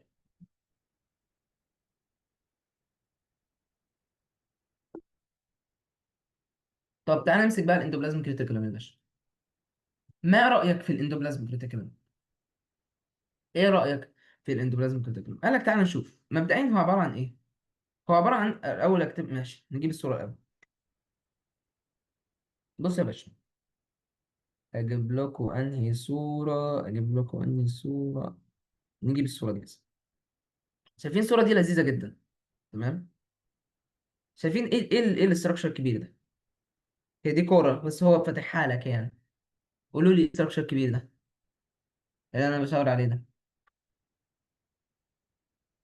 دي النيوكليوس او النواه. تمام. شفتوا النواه شبه الكوره ازاي؟ طب وايه الاخرام اللي فيها دي؟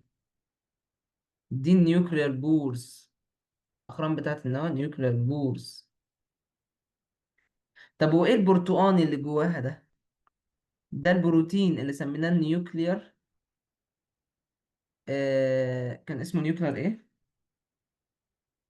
ثانية واحدة. مش نيوكلير سوري. كان اسمه بور كومبلكس. بور كومبلكس. ايه البور كومبلكس؟ اللي هو البروتين اللي بيقول مين يخش ومين ما يخشش. فهمتوا الدنيا؟ تمام. طيب. شايفين ايه الخط اللي من جوه ده؟ ايه الخط من جوه ده؟ جاوبوا معايا لو عايزين يا شباب. ايه الخط اللي من جوه ده؟ ده الدي ان ايه. وماسك في شويه بروتينز. وقلنا ان الدي ان لما يمسك في شويه بروتينز بيعمل لك كروماتين. تمام. شايفين؟ طب الكره الصغنططه اللي جوه النيوكليوس. اللي جوه النيوكليوس دي النيوكليولس.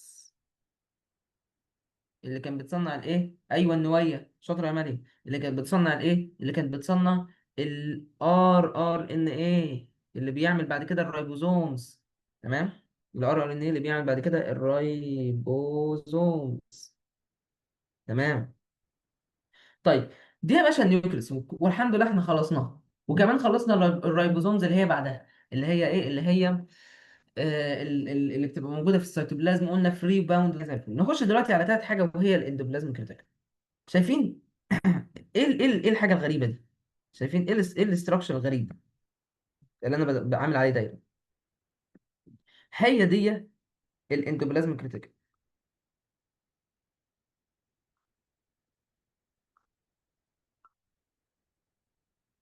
كلام لذيذ. ايه بقى يا باشا الاندوبلازم كريتيكال؟ بص يا باشا، هو كاني انا شايف، كان انا خدت الاوتر ممبرين. مش احنا قلنا النيوكليس تو ممبرينز، واحد من بره اسمه اوتر، واحد من جوه اسمه انر. الاوتر ممبرين ده كاني خدته وقمت فردته جامد قوي، وقعدت الفه كده، وعملت حاجه اسمها النيو اندوبلازم كريتيكال. خلاص. فلو انت بصيت حتى كده، تعال نبص كده قريب كده على الكاسه، هتلاقي شايف الاوتر، ادي الاوتر ممبرين بتاع النيوكليس. خلاص. وادي الانر ممبرين من جوه. الاوتر ممبرين بتاع النيوكليس اهو، قمت سحبه وعملت بيه كل الاستراكشر ده، فاهم؟ اهو. والناحيه التانيه برضه سحبه وعملت بيه كل الاستراكشر ده. في ايه؟ فعملت الاندوبلازم كريتيكولم. فهمت يعني ايه اندوبلازم كريتيكولم؟ الاندوبلازم كريتيكولم هو عباره عن ايه؟ سيل ممبرين. الاوتر سيل ممبرين بتاع النيوكليس، الغشاء الخلوي بتاع النيوكليس اللي من بره، قمت ايه؟ سحب. بس لا اكثر ولا اقل. طب كلام لذيذ. ركزوا معايا بقى عشان اللي جايه دي مهمه. هناخد دلوقتي بقى الاستراكشر بتاع اوريكم برضو صورة حلوة تاني برضو، توريكم ايه، توريكم شكل السيل ممبرين، حوار السيل ممبرين ده. شايفين؟ ادي النيوكليس اهي، الدايرة الكبيرة دي خلاص هي النيوكليس. تمام. شايفين السيل ممبرين حصل له ايه؟ خدته كده وقعدت الفلفه الفلفه الفلفه الفلفه الفلفه كده، ومن الناحيه التانيه نفس الكلام الفلفه الفلفه. فاهم؟ كاني طلعت سيل ممبرين كده، قعدت الفلفه كده. فاهمين؟ فهو ده الايه، هو ده الاندوبلازميك ريتيكولم. طيب، نجيب بقى الصورة اللي هنشرح عليها الاندوبلازم كريتيكولم شكلها ايه، او الاستراكشر بتاعها.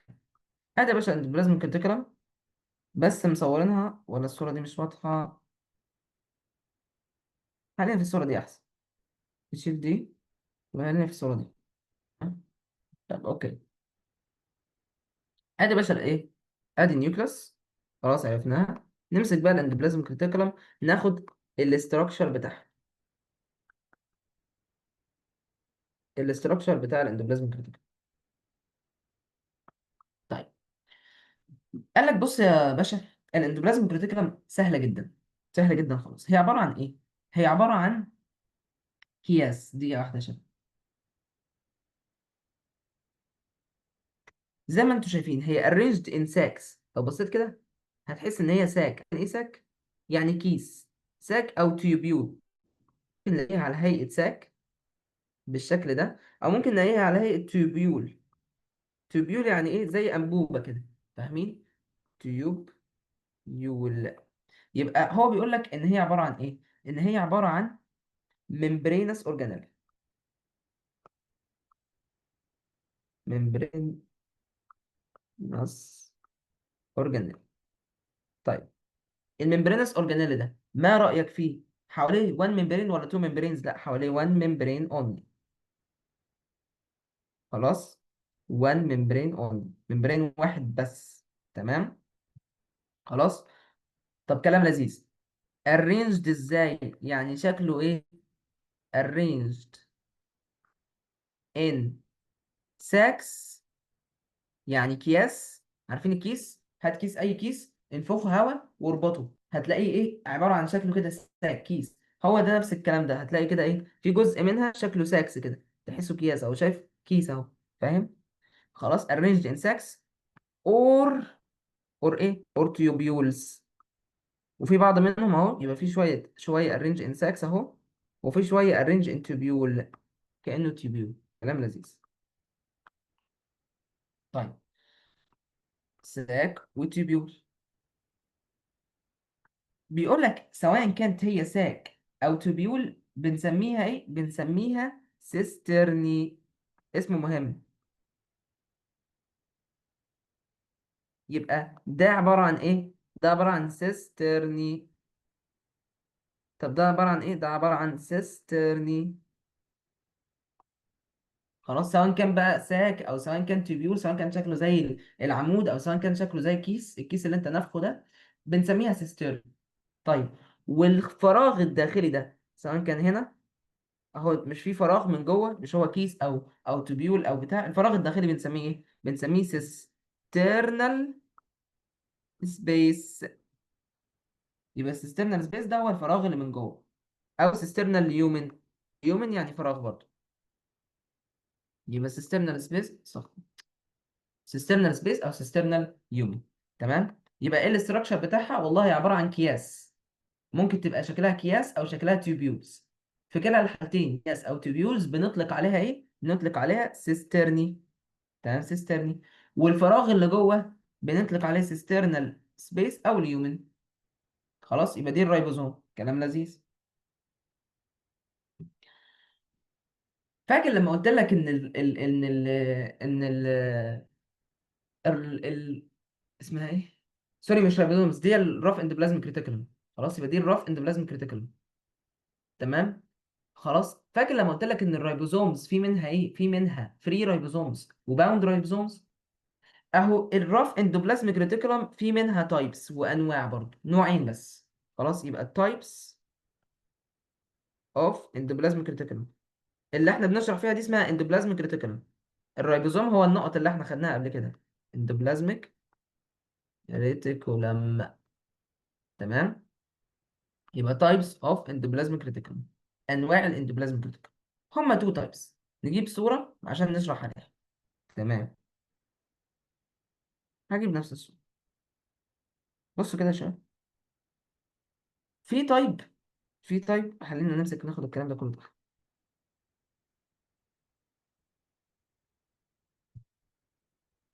دي واحدة. خلينا ناخد الصورة دي تحت. تمام. في تايب اسمه ايه؟ اسمه رف.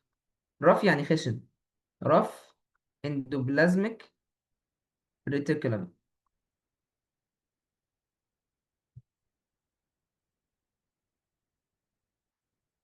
وفي تايب اسمه سموث اندوبلازميك ريتيكولم. سموث يعني ناعم، ففي نوع ناعم وفي نوع خشن. تمام. طيب، شايفين اهو؟ هتلاقي في نوع مبقبق كده أهو، شايف كل ده مبقبق، في حبوب، فبنسميه رف اندوبلازميك ريتيكولم. ونوع ناعم بنسميه سموث اندوبلازميك ريتيكولم، ما فيهوش اي حبوب او اي حاجه. عارفين ايه بقى الحبوب اللي موجوده دي؟ ها، لو حد جابها يبقى بسم الله ما شاء الله شاطر جدا. ايه الحبوب دي؟ لسه قايلينها على فكره في الرايبوزومز. انا خلاص قلتها. عاش عليك يا مريم، بسم الله ما شاء الله عليكي. الرايبوزومز، فاكرين لما قلنا الرايبوزومز في منها شويه بيكونوا باوند، بيكونوا ماسكين في حاجه؟ كنا قلنا بيكونوا ماسكين في ايه؟ في الاندوبلازميك ريتيكولم. هم دول الرايبوزومز اللي ماسكين في الاندوبلازميك ريتيكولم. يبقى انواع الاندوبلازميك ريتيكولم: سموث اندوبلازميك ريتيكولم وراف اندوبلازميك ريتيكولم. خلاص، تمام معايا؟ طيب، بس مش عايزك تعرف اكتر من كده، ان دي الراف اندوبلازميك ريتيكولم هاز رايبوزومز، عندها رايبوزومز. اما السموث اندوبلازميك ريتيكولم doesn't have ribosomes، ما عندهاش رايبوزومز، يعني نو رايبوزومز. كلام لذيذ. خديجة بتقول كنت هقولها، برافو برضه عليك يا خديجة، ولا تزعلي. تمام. يبقى في حاجة عندها رايبوزومز وفي حاجة doesn't have ribosomes. ده ايه؟ ده انواع انواع السموث اندوبلازميك ريتيكولم، سموث ورف. طب ممكن تقول لي ايه الفانكشن بتاعت كل واحد؟ سهله جدا. نكتب كده اهو إيه الفانكشن بتاعت السموث اندوبلازميك ريتيكولم والفانكشن بتاعت الرف اندوبلازميك ريتيكولم، كل واحده ليها فانكشن مختلف. تمام. طيب، ايه الفانكشن بتاعت السموث اندوبلازميك ريتيكولم؟ ركز معايا شويه، لازم تركز قوي قوي قوي. هتلاقي في الكتاب كده مكتوب يجي نص صفحه على الفانكشنز بتاعتها. خلاص، او مش نص صفحه، ربع صفحه مثلا. انا هختصرهم لك في 4 كلمات. تمام. اول حاجه اول حاجه هي الليبيد سينثيسيس. عارفين يعني ايه ليبيدز؟ يعني فات يعني دهون. يبقى اي دهون بتتصنع فين؟ في السموث اندوبلازميك ريتيكولم. طب اديني اكزامبلز على الدهون اللي ممكن تكون بتتصنع في السموث اندوبلازميك ريتيكولم. تمام. فاكرين لما قلنا الفوسفو ليبيدز بتاعت الايه، الفوسفوليبيدز بتاعت الممبرين؟ فاكرين قلنا السيل ممبرين بيتكون من ايه؟ فوسفوليبيدز. خلاص، وفيها بروتينز. فالفوسفوليبيدز دي عباره عن ايه؟ فوسفوليبيدز، يبقى هي عباره عن ايه؟ ليبيدز. تمام، ليبيدز ومعاها حته تاني اللي هي الفوسفات يعني، فبنسميها ليبيدز. فمين اللي بيصنعها؟ السموث اندوبلازميك ريتيكولم. طب كلام لذيذ. وايه تاني؟ قال لك في حاجه تانية برضه، برضه بعض الهرمونات. في بعض الهرمونات الموجوده في جسمك اسمها ستيرويد هرمونز. ستيرويد هرمونز. خلاص.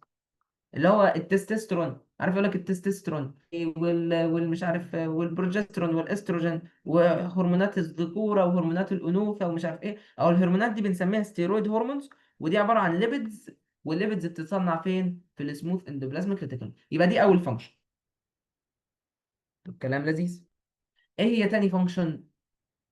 حاجه اسمها دراج ديتوكسيفيكيشن. يعني ايه دراج ديتوكسيفيكيشن؟ دراج ديتوكسيفيكيشن يعني انها تكسر المواد الكيميائيه اللي انت بتاكلها، سواء كان بقى دراج، او سواء كان اي حاجه مثلا دواء معين او اعشاب معينه انت اكلتها. يعني لو انت مثلا خدت دواء، الدواء ده بيتكسر، لازم يتكسر. مين اللي بيكسره؟ مين اللي بيكسر الدواء ده؟ هو السموث اندوبلازم كريتيكولم. طب ليه لازم الدواء يتكسر؟ هتعرفوا ان شاء الله في كليات طبيه. ان شاء الله ربنا يكرمكم ان شاء الله، كل اللي نفسه يحقق حاجه ان شاء الله يحققها. لما ان شاء الله تخش كليات طبيه تعرفوا ان لازم الدرج ده في جسمك، لازم جسمك يتخلص منه. لو ما تخلصش منه هيحصل له ايه؟ هيحصل لك توكسيفيكيشن، يعني تسمم. تسمعوا عن الناس اللي خدت جرعه زياده فتسممت؟ خلاص. فمين اللي بيساعدك انك ما يحصلكش تسمم؟ السموث اندوبلازميك ريتيكولم. السموث اندوبلازميك ريتيكولم دي عندها شويه انزيمز. خلاص، انزيمز، انزيمات. يعني الانزيمز دي بتعمل ايه؟ بتبريك الايه، بتعمل بريكنج، بتكسر الدراجز. فلما تكسر الدراجز تبوظها خلاص وترميها، تطلع فين؟ تطلع في البول، في اليورين. تمام. طيب يبقى دي تاني فانكشن، دراج ديتوكسيفيكيشن. طب ايه اكتر مكان في جسمك بيعمل دراج ديتوكسيفيكيشن؟ تسمعوا عن، يقول لك ايه المكان اللي بيساعدك بيتخلص من السموم؟ تسمعوا عن كده، يقول لك الاورجن، او ايه العضو اللي بيتخلص من السموم؟ حد يقول لي لو حد يعرف عضو بيتخلص من السموم. لا مش الطحال. في عضو كده بيتخلص منه معروف جدا، الكبد، الليفر. الليفر بيبقى مليان ليفر، بسم الله ما شاء الله. مصطفى وخديجه قالوا الكبد، ما شاء الله عليكم يا رجاله شاطرين جدا. الليفر فعلا او الكبد يقول لك ايه هو ده اللي بيتخلص من السموم. خلاص، فهو ده في عنده الليفر، السيلز بتاعت الليفر او الخلايا بتاعت الليفر مليانه سموث اندوبلازميك ريتيكولم. فبتعمل دراج ديتوكسيفيكيشن، بتخلصك من السموم وبتخلصك من الادويه، يعني اي دواء هي اللي بتخلصك. طيب ايه بقى تالت فانكشن؟ قال لك ممكن السموث اندوبلازميك ريتيكولم دي تبقى ايه؟ تمسك تحوش كالسيوم، تستور الكالسيوم. تحوش كالسيوم عشان بنستخدمه في حاجات معينه. مين السيلز او مين الحاجات اللي بتحوش كالسيوم؟ بتستخدمه في حاجات معينه مالكش دعوه بيها، هتاخدها في سنه ثالثه. تمام. فمالكش دعوه بيها خالص دلوقتي. ايه الحاجات اللي بتحوش كالسيوم؟ الماسلز، والايه، والنيرفز او النيرفات بتاعتك. خلاص، الاعصاب. خلاص، والعضلات محتاجه كالسيوم جامد. خلاص. فهي بتحوش الكالسيوم ده فين؟ بتحوش الكالسيوم ده في السموث اندوبلازميك ريتيكولم. طيب ايه اخر فانكشن ليها؟ ايه اخر فانكشن ليها؟ قال لك كربوهيدراتس. وهنعرف يعني ايه كربوهيدراتس. كربوهيدراتس ميتابوليزم. يعني ايه ميتابوليزم؟ يعني تكسير وبناء. ويعني ايه كربوهيدرات؟ كربوهيدرات اللي هي شوجرز. يبقى كربوهيدرات اللي هي شوجرز زي الجلوكوز مثلا. قال لك هي بتعمل ايه؟ هي بتاخد الجلوكوز ده، خلاص، وتقوم تكومه على بعضه وتعمل منه حاجه اسمها جلايكوجين. الجلايكوجين ده هو الجلوكوز المتخزن. خلاص. يعني هي بتاخد الجلوكوز، الكربوهيدرات هي الشوجرز، هي الجلوكوز وكذا حاجه تاني. يعني الجلوكوز ده نوع من انواع الايه، الشوجرز او السكريات. تسمعوا عن سكر الجلوكوز وسكر الفركتوز وسكر مش عارف ايه. اهو دول كلهم بنسميهم ايه؟ كربوهيدرات او نشويات او سكريات. فكربوهيدرات او شوجرز هي. فهو بيقول لك ان هو بياخد الجلوكوز او الشوجرز دي ويقوم يلفهم او يكونهم على بعض ويعمل منهم حاجه اسمها جلايكوجين. بياخد الجلوكوز ويعمل منه حاجه اسمها جلايكوجين، يعني محوشه. خلاص، بحيث انك لما تحتاجه يقوم يطلع لك الجلايكوجين. تمام، عشان كده بنقدر، عشان كده لو غير كده، لو مش بيحصل كده هنفضل ناكل طول الوقت. لكن احنا بناكل ونخزن شويه عشان لما ما ناكلش قدام او يبقى في وقت مش بناكل فيه يقوم يكسر الجلايكوجين ده ويطلع لك الايه؟ الجلوكوز تاني. خلاص، يبقى تاني، يبقى ايه الفانكشنز بتاعت السموث اندوبلازميك ريتيكولم اللي ما عندهاش ايه؟ ريبوزومز. اربعه فانكشنز. واحد، بتعمل ايه؟ واحد، بتعمل ليبيد سينثيسيس، بتصنع ليبيدز. طب اتنين، بتعمل ايه؟ بتعمل دراج ديتوكسيفيكيشن. طب تلاتة، بتعمل ايه؟ بتعمل ستورج للكالسيوم. طب أربعة، بتعمل إيه؟ بتعمل كربوهيدرات ميتابوليزم أو شوجر ميتابوليزم، أو بتاخد الجلوكوز من الآخر وتحوله لجلايكوجين عشان تحوشه. يبقى دول الاربع حاجات بتوع الايه؟ سموث اندوبلازميك ريتيكولم. خش لي على الرف اندوبلازميك ريتيكولم. هما حاجتين، يا عين الرف اندوبلازميك ريتيكولم كده غلبانه وهاديه وفي حالها، لا تقعد تقول لي بقى يمين وشمال واربع حاجات، لا تشوف حاجتين بساط. ايه اولا، ايه هي الرف اندوبلازميك ريتيكولم؟ هي الاندوبلازميك ريتيكولم اللي عليها رايبوزومز، قلنا الكلام ده. طب كلام لذيذ. ايه الفانكشن بتاعتها؟ احنا قلنا حاجتين. اول حاجه، هي بتصنع البروتينز. فاكرين لما قلنا ان الريبوزومز اللي عليها بتعمل ايه؟ بتعمل synthesize proteins that are ايه؟ لا اما تحصل لها excretion بره السيل، او تبقى في السيل ممبرين، تروح للسيل ممبرين، او تروح لللايزوزومز. فاكرين قلنا ان ايه؟ لايزوزومز. قلنا ان ايه؟ قلنا ان الرايبوزومز اهو فين؟ الرايبوزومز اللي بتبقى باوند اهو، اللي بتبقى باوند على الرف اندوبلازميك ريتيكولم او الاندوبلازميك ريتيكولم. وعرفنا دلوقتي انها رف اندوبلازميك ريتيكولم، بتبقى مالها؟ بتعمل بروتينز لا اما تطلع بره، لا اما تخش في السيل ممبرين، لا اما تخش في اللايزومز.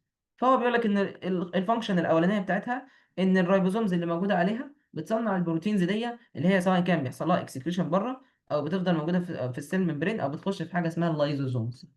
طيب، ايه تاني فانكشن ليها؟ تاني فانكشن ليها انها بتصنع، بتسنتسايز.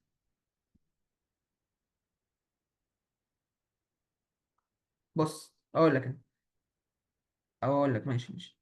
طب الاول ناخد ازاي هي بتصنع البروتينز دي. يبقى احنا محتاجين نعرف ازاي هي بتصنع البروتينز دي. يبقى اهو البروتين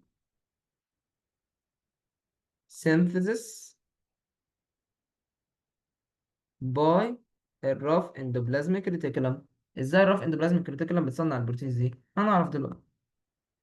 بصوا معايا يا شباب، عايز اجيب لكم صورة لذيذة وحلوة. ماشي، بصوا، هجيبها لكم الكتاب. ثانية واحدة، أجيب لكم صورة من الكتاب.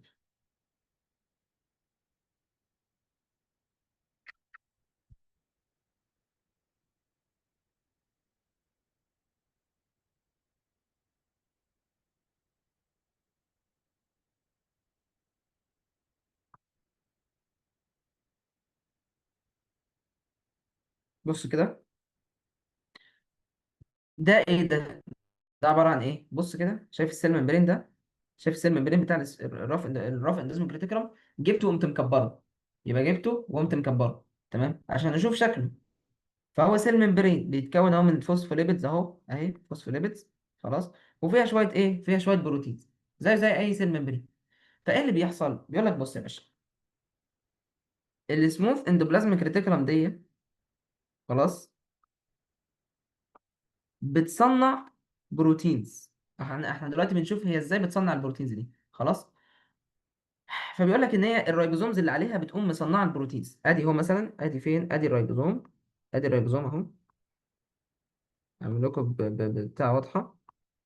فكك من الكلام المكتوب على الصوره، ركز في الكلام اللي انا بكتبه.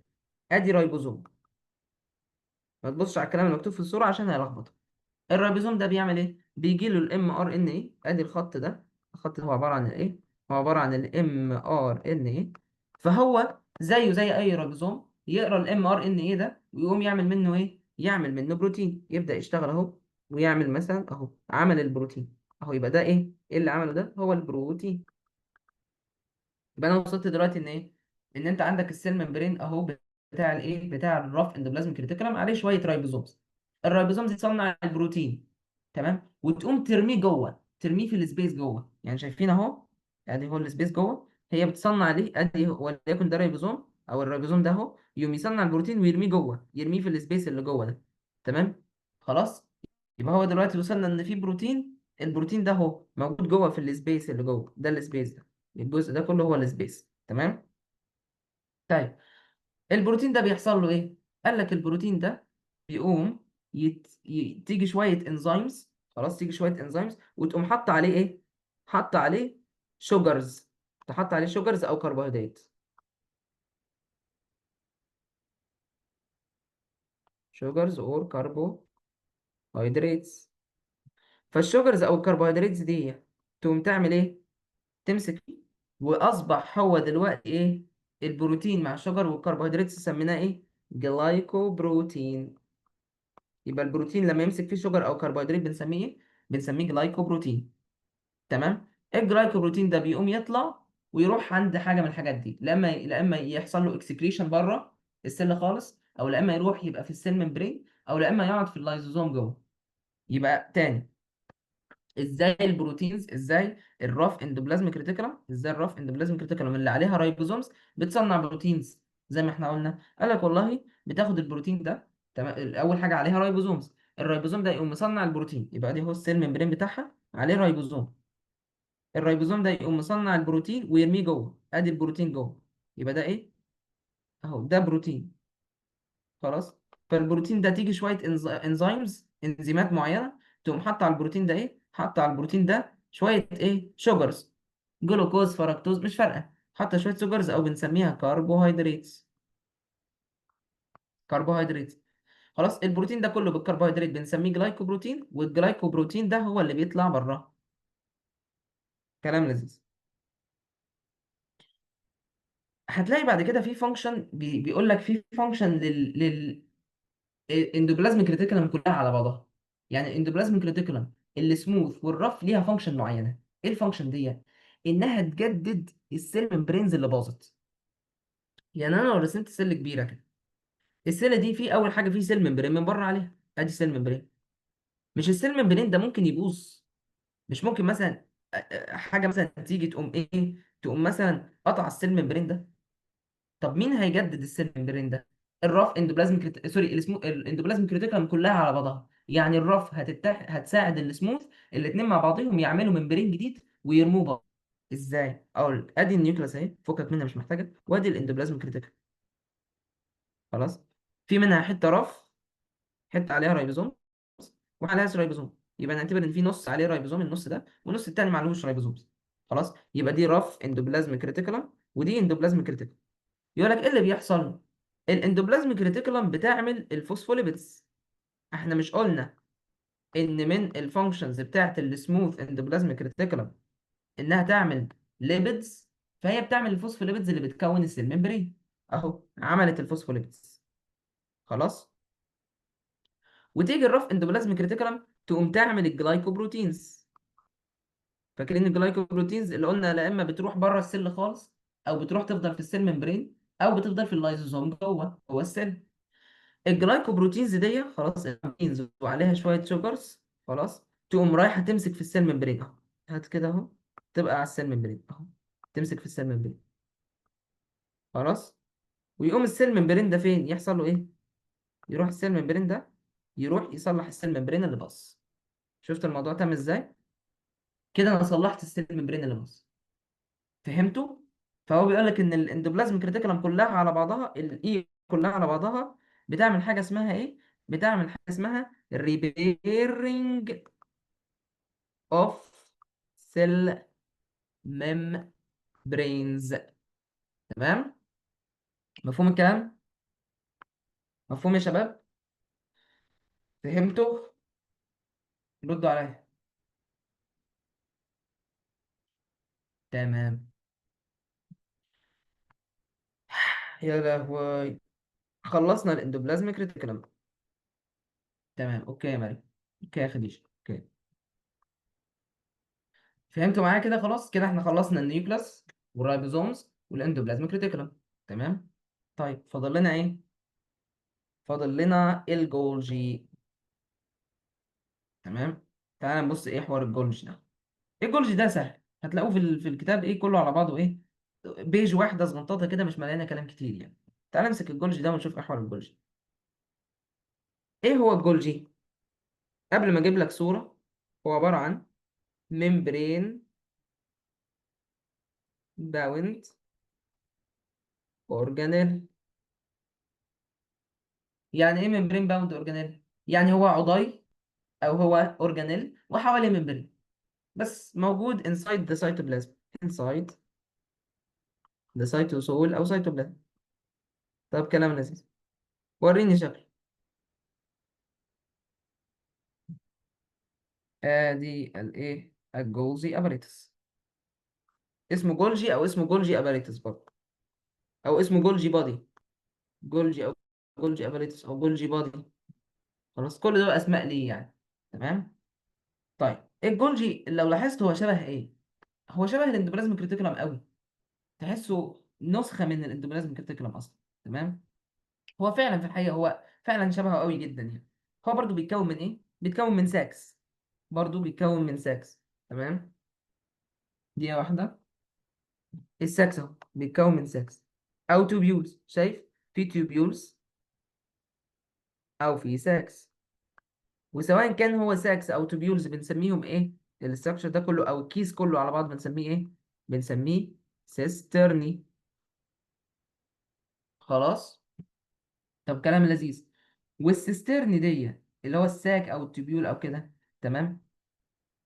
آم، دقيقة واحدة. تمام. ايه بقى الاسترن دي شكلها ايه؟ قال لك مترتبة على بعضها. خلاص مترتبة على بعضها. شايف؟ كيس ورا كيس ورا كيس. يبقى كأنك جبت كيس وقمت نافخ الكيس ده.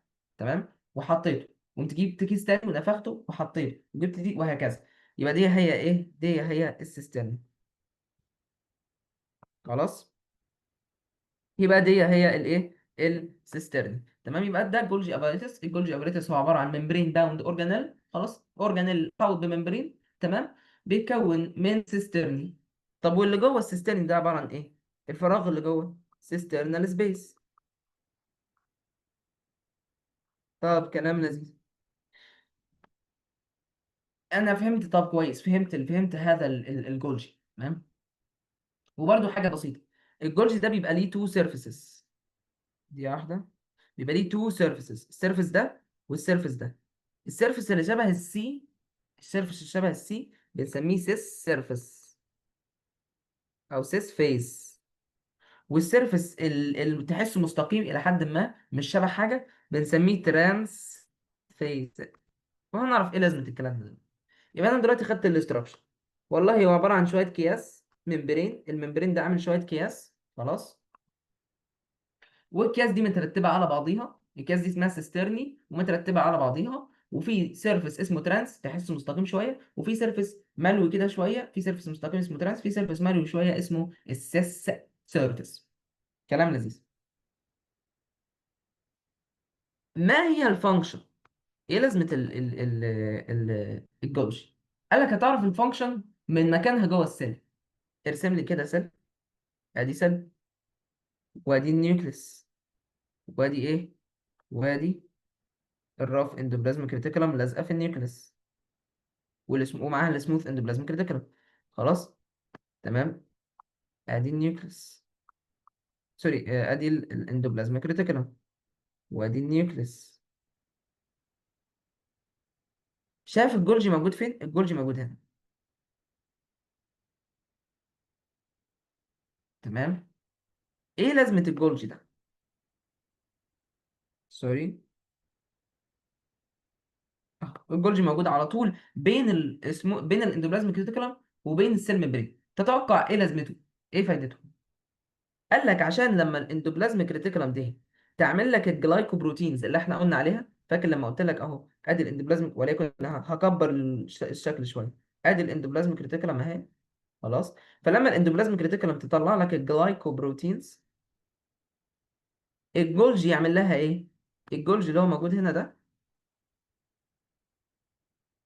يقوم، ثانية ارسمه كويس. خلاص، ادي الجولجي اهو. يقوم الجولجي يا باشا ياخد هذه الجلايكوبروتينز ويعمل ويمشيها جواه، يخليها تمشي تعدي من كيس لكيس، كيس لكيس، كيس لكيس، لحد ما تطلع من الناحية التانية. بيعمل لها ايه؟ بيعمل لها ثلاث حاجات. واحد، موديفيكيشن، بيعدل عليها. بيعدل على انهي جزء؟ يعني بيعدل، احنا عرفنا ان هو بروتين وعليه شويه شوجرز او كربوهيدرات، قال لك بيعدل على الكربوهيدرات، يبقى modification of carbohydrates of proteins. طب كلام لذيذ. بيعمل ايه كمان؟ بيعمل ايه كمان؟ ممكن يعمل سينثيسيس، ممكن يصنع بنفسه حاجه. سوري يا شباب دي واحده. م- ممكن يعمل بنفسه سينثيسيس، ممكن بنفسه يصنع حاجه. سينثيسيس. طب يصنع ايه؟ يصنع شويه كربوهيدرات. بنسميها ايه؟ كربوهيدرات. برضه ليها اسم تاني اسمه بولي ساكرايدز. يبقى بص، بولي ساكرايد، كربوهيدرات، شوجر، جلوكوز، فركتوز، كلهم نفس الحاجه. يبقى بولي ساكرايد او كربوهيدرات او شوجر هما الثلاثه اسم نفس الحاجه. اسم الايه؟ النشويات، سكريات. فاهم؟ فده ايه؟ ده هو البولي ساكرايد هو الكربوهيدرات. فهو حرفيا بيتعامل مع ايه؟ بيتعامل مع الشوجرز فقط. الجولجي ده راجل مسكر، يحب يتعامل مع السكر بس. ياخد اول ما يجي له الجلايكوبروتين من الرف اندوبلازميك ريتيكولوم يعمل له شويه موديفيكيشن. بس موديفيكيشن فين؟ مش في البروتين، ما يعدلش البروتين، يعدل ايه؟ يعدل الكربوهيدرات اللي على البروتين. وفي بعض الاحيان برضو بيقدر يعمل سينثيسيس او يصنع الايه؟ الكربوهيدرات دي. تمام. طب هو بس بيعمل كده؟ قال لك لا، وفي بعض الاحيان كمان بيعمل ستورج، يعني بيحوش ستورج اوف الجلايكوبروتينز دي. يعني الجلايكوبروتينز اللي جايه له من الرف اندوبلازميك ريتيكولوم يعمل لها شويه ستورج او يحوشها. طب كلام لذيذ. برضو خلي بالك عشان هتلاقيه بيسألك سؤال في حاجتين بقى لازم تاخد بالك منهم هنا في الجولج بقى. احنا كده خلاص فهمنا الجولج. الجولج ده عباره عن ايه؟ اكياس بنسميها سيسترني، ليها ترانس سيرفيس، ليها سيس سيرفيس. بتاخد الايه؟ بتاخد البروتينز اللي بتتصنع من الرف اندوبلازميك ريتيكولوم، وتقوم ايه؟ وتقوم تعملها شويه موديفيكيشن. برضه ممكن تحوشها شويه عشان تطلعها بعدين، يعني تحوشها تقول لا خليها عندي شويه هبقى اطلعها بعدين بره السيل. خلاص. طب كلام لذيذ. ناخد الصورة دي ونتكلم عليها تاني تحت، بس هقول لك فيها نوت مهمة جدا. بص يا باشا، النوت المهمة اللي انا هقولها لك. بص عشان النوت دي مهمة جدا. في تو نوتس بيجوا في الامتحان. شايف؟ هو هيسيب الجولجي كلها ويسأل على حاجة واحدة بس. تمام. حاضر هقول لك يا خديجة. نكمل بس كنا بنقول ايه؟ كنا بنقول ان في تو نوتس بيسأل فيهم في الجولجي دايما. اول حاجة انا عايزك تعرف ان الجلايكوبروتينز لما بتيجي تطلع بتطلع في حاجه اسمها ترانسبورت فيسيكل، يعني بتبقى متحوطه بسيل ممبرين. ترانسبورت فيسيكل. يبقى دي ايه؟ دي اسمها ترانسبورت فيسيكل. بيبقى جواها الجلايكوبروتينز اللي ماسكه معاها شويه ايه؟ شويه شوجرز. تمام. بتطلع من الرف اندوبلازميك ريتيكولوم الترانسبورت فيسيكل دي، وبتروح لفين؟ لانهي سيرفيس؟ اهو ده اللي بيسال عليه. هل بتروح للسيس سيرفيس ولا بتروح للترانس سيرفيس؟ انتوا شايفين ايه؟ لما تروح للجولجي بتروح لانهي سيرفيس؟ للترانس سيرفيس ولا بتروح للسيرس سيرفيس؟ ها؟ السيرفيس المستقيم اسمه ايه؟ اسمه ترانس سيرفيس. فبتروح للترانس سيرفيس، حتى من اسمه يعني فاهم؟ الترانس فيس او ترانس سيرفيس. ترانسبورت. فالترانسبورت فيسيكل اللي هي بتيجي وتجيب الجلايكوبروتينز بتروح للترانس سيرفيس اوف الجولجي. طب والناحيه التانيه مين اللي بيبعت الفيسيكل دي بعد كده؟ مين اللي بيبعتها؟ السيس سيرفيس. فالسيس سيرفيس او السيس فيس هو اللي بيسند. فانت افتكر سند، سيس. تمام. ترانسبورت، ترانس. خلاص واخدين بالكم معايا؟ تمام اوكي. طيب وبيجي الجولجي يطلعها، يطلع البروتينز، خلاص هعدل عليها وهيطلعها عشان تطلع بره. بيعمل لها ايه كمان؟ بيحطها في فيسيكل كده اسمها سكريتوري فيسيكل، من اسمها سكريتوري فيسيكل، يعني فيسيكل هتطلع بره. يبقى سكريتوري فيسيكل يعني فيسيكل اهو، ادي فيها جلايكوبروتينز المعدله، خلاص. فالفيسيكل دي اسمها سكريتوري فيسيكل، يعني هيحصل لها سكريشن. اوكي. اوكي. دي النقطه الاولانيه. النقطه الثانيه بيقول لك ايه؟ خلاص فهمنا النقطه الاولانيه. النقطه رقم اتنين في الجولجي. يبقى النقطه الاولانيه ان في حاجه اسمها ترانس سيرفيس وسيس سيرفيس. الترانس هو اللي بياخد الترانسبورت فيسيكل من الرف اندوبلازميك ريتيكولم، اما السيس سيرفيس هو اللي بيبعت السكريتوري فيسيكل. رقم اتنين بقى دي نوت مهمه جدا جدا جدا. النوت دي بتقول لك ايه؟ ادي الجولج، سوري، ادي الجولج اهو.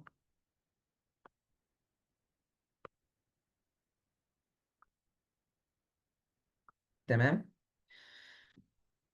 الجولجي اعتبر ان هو طلع السكريتوري فيسيكل بتاعته. السكريتوري فيسيكل هي ايه؟ سيل ممبرين، وجواه البروتينز اللي عليها ايه، او الجلايكوبروتين. طيب ماشي. ايه اللي يخليها تروح يحصل لها سكريشن؟ وايه اللي يخليها تروح للسيل ممبرين في مره؟ يعني في مره بتروح، احنا قلنا ممكن تروح يحصل لها سكريشن، وممكن تروح في السيل ممبرين، وممكن تروح فين كمان؟ وممكن تروح في اللايزوزوم. طب ايه اللي بيخليها تعمل كده؟ يعني ايه اللي بيخلي هذه السكريتوري فيسكل تختار هي هتروح فين؟ تروح بره السيل خالص، ولا هتفضل في السيل ممبرين، ولا هتروح جوه اللايزوزوم، او هتروح تدي اللايزوزوم؟ ايه اللي بيخليها تختار؟ قال لك هي مش بتختار بمزاجها، هي بتختار على حسب حاجات معينة. ايه هي الحاجات المعينة دي؟ الحاجات المعينة دي بيحددها الجولجي. بص هعمل لك لون جديد خالص، لون وليكن موف اهو مثلا، تمام، او بامبي، خلاص. الجولجي بيعمل ايه؟ الجولجي بيشوف الجلايكوبروتينز دي، فاكرين لما قلنا بيعمل موديفيكيشن؟ بيحط على الجلايكوبروتينز كده حاجة غريبة كده، شايفين اسمها ايه؟ اسمها فوسفيت، وكاتبها بخط عريض كبير عشان مهمة. فوسفيت جروب. الفوسفات جروب اللي هو ايه؟ اللي هو بي او 4. بيحط بي او 4 على الجلايكوبروتين، يبقى انا كده عندي جلايكوبروتين. الجلايكوبروتين ده جوه السكريتوري فيسيكل، فهو هيحط فوسفات جروب على الجلايكوبروتين، او يحط حاجات معينه كده غير الفوسفات جروب، حاجات معينه، موليكولز معينه. خلاص مش لازم تعرف هي ايه، هي موليكولز، اشياء، خلاص، موليكولز معينه على الفيسيكل. يبقى هو بيعمل حاجتين، بيحط على الجلايكوبروتين اللي جوه، بيحط عليه ايه؟ فوسفات جروب، خلاص. وبيحط على الفيسيكل موليكيولز. طب الموليكيولز دي بتعمل ايه؟ الموليكيولز دي هي اللي بتقول هي هتروح فين السكريتوري فيسيكل دي، سواء كانت هتروح يحصل لها سكريشن بره، او هتروح على السيل ممبرين، او هتروح على اللايزوم. البروسيس دي اسمها ايه؟ اسمها تارجتنج. انك يبقى لك تارجت، يقول لك ايه؟ انت يا سكريتوري فيسيكل هحط عليكي فوسفات، تروحي الحته الفلانيه. طب لو ما حطيتش عليكي فوسفات هتروح لحته تانيه خالص. طب لو حطيت عليكي موليكيولز معينه تروح مش عارف لحته تالته، فاهم؟ فالموليكيولز والفوسفات دول هم اللي بيحددوا هي هتروح فين. فهمتوا معايا؟ خلاص. ادي ده الجولجي. كده احنا الجولجي. نراجع سريعا على الجولجي. تمام. طيب نراجع سريعا على الجولجي. الجولجي شكله ايه؟ اهو ده يا عم، هو ده الجولجي. ادي الجزء. سيسترني اكياس اكياس، خلاص. في ترانس فيز مستقيم شويه، وفي سيس فيز عمل شبه حرف السي، خلاص. ايه اللي بيحصل؟ ايه الفانكشن بتاعتها؟ بيجي لها اهو، شايف؟ بيجي لها ال دي واحده يا شباب.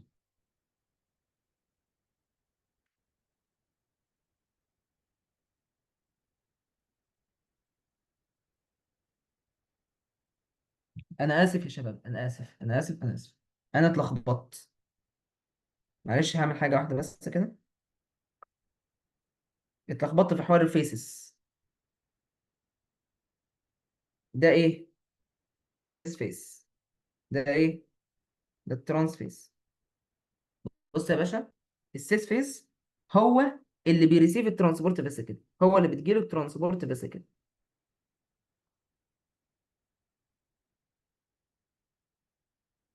لكن الترانس فيس لكن الترانس فيس هو اللي بيبعت السكرتوري فيسيكل.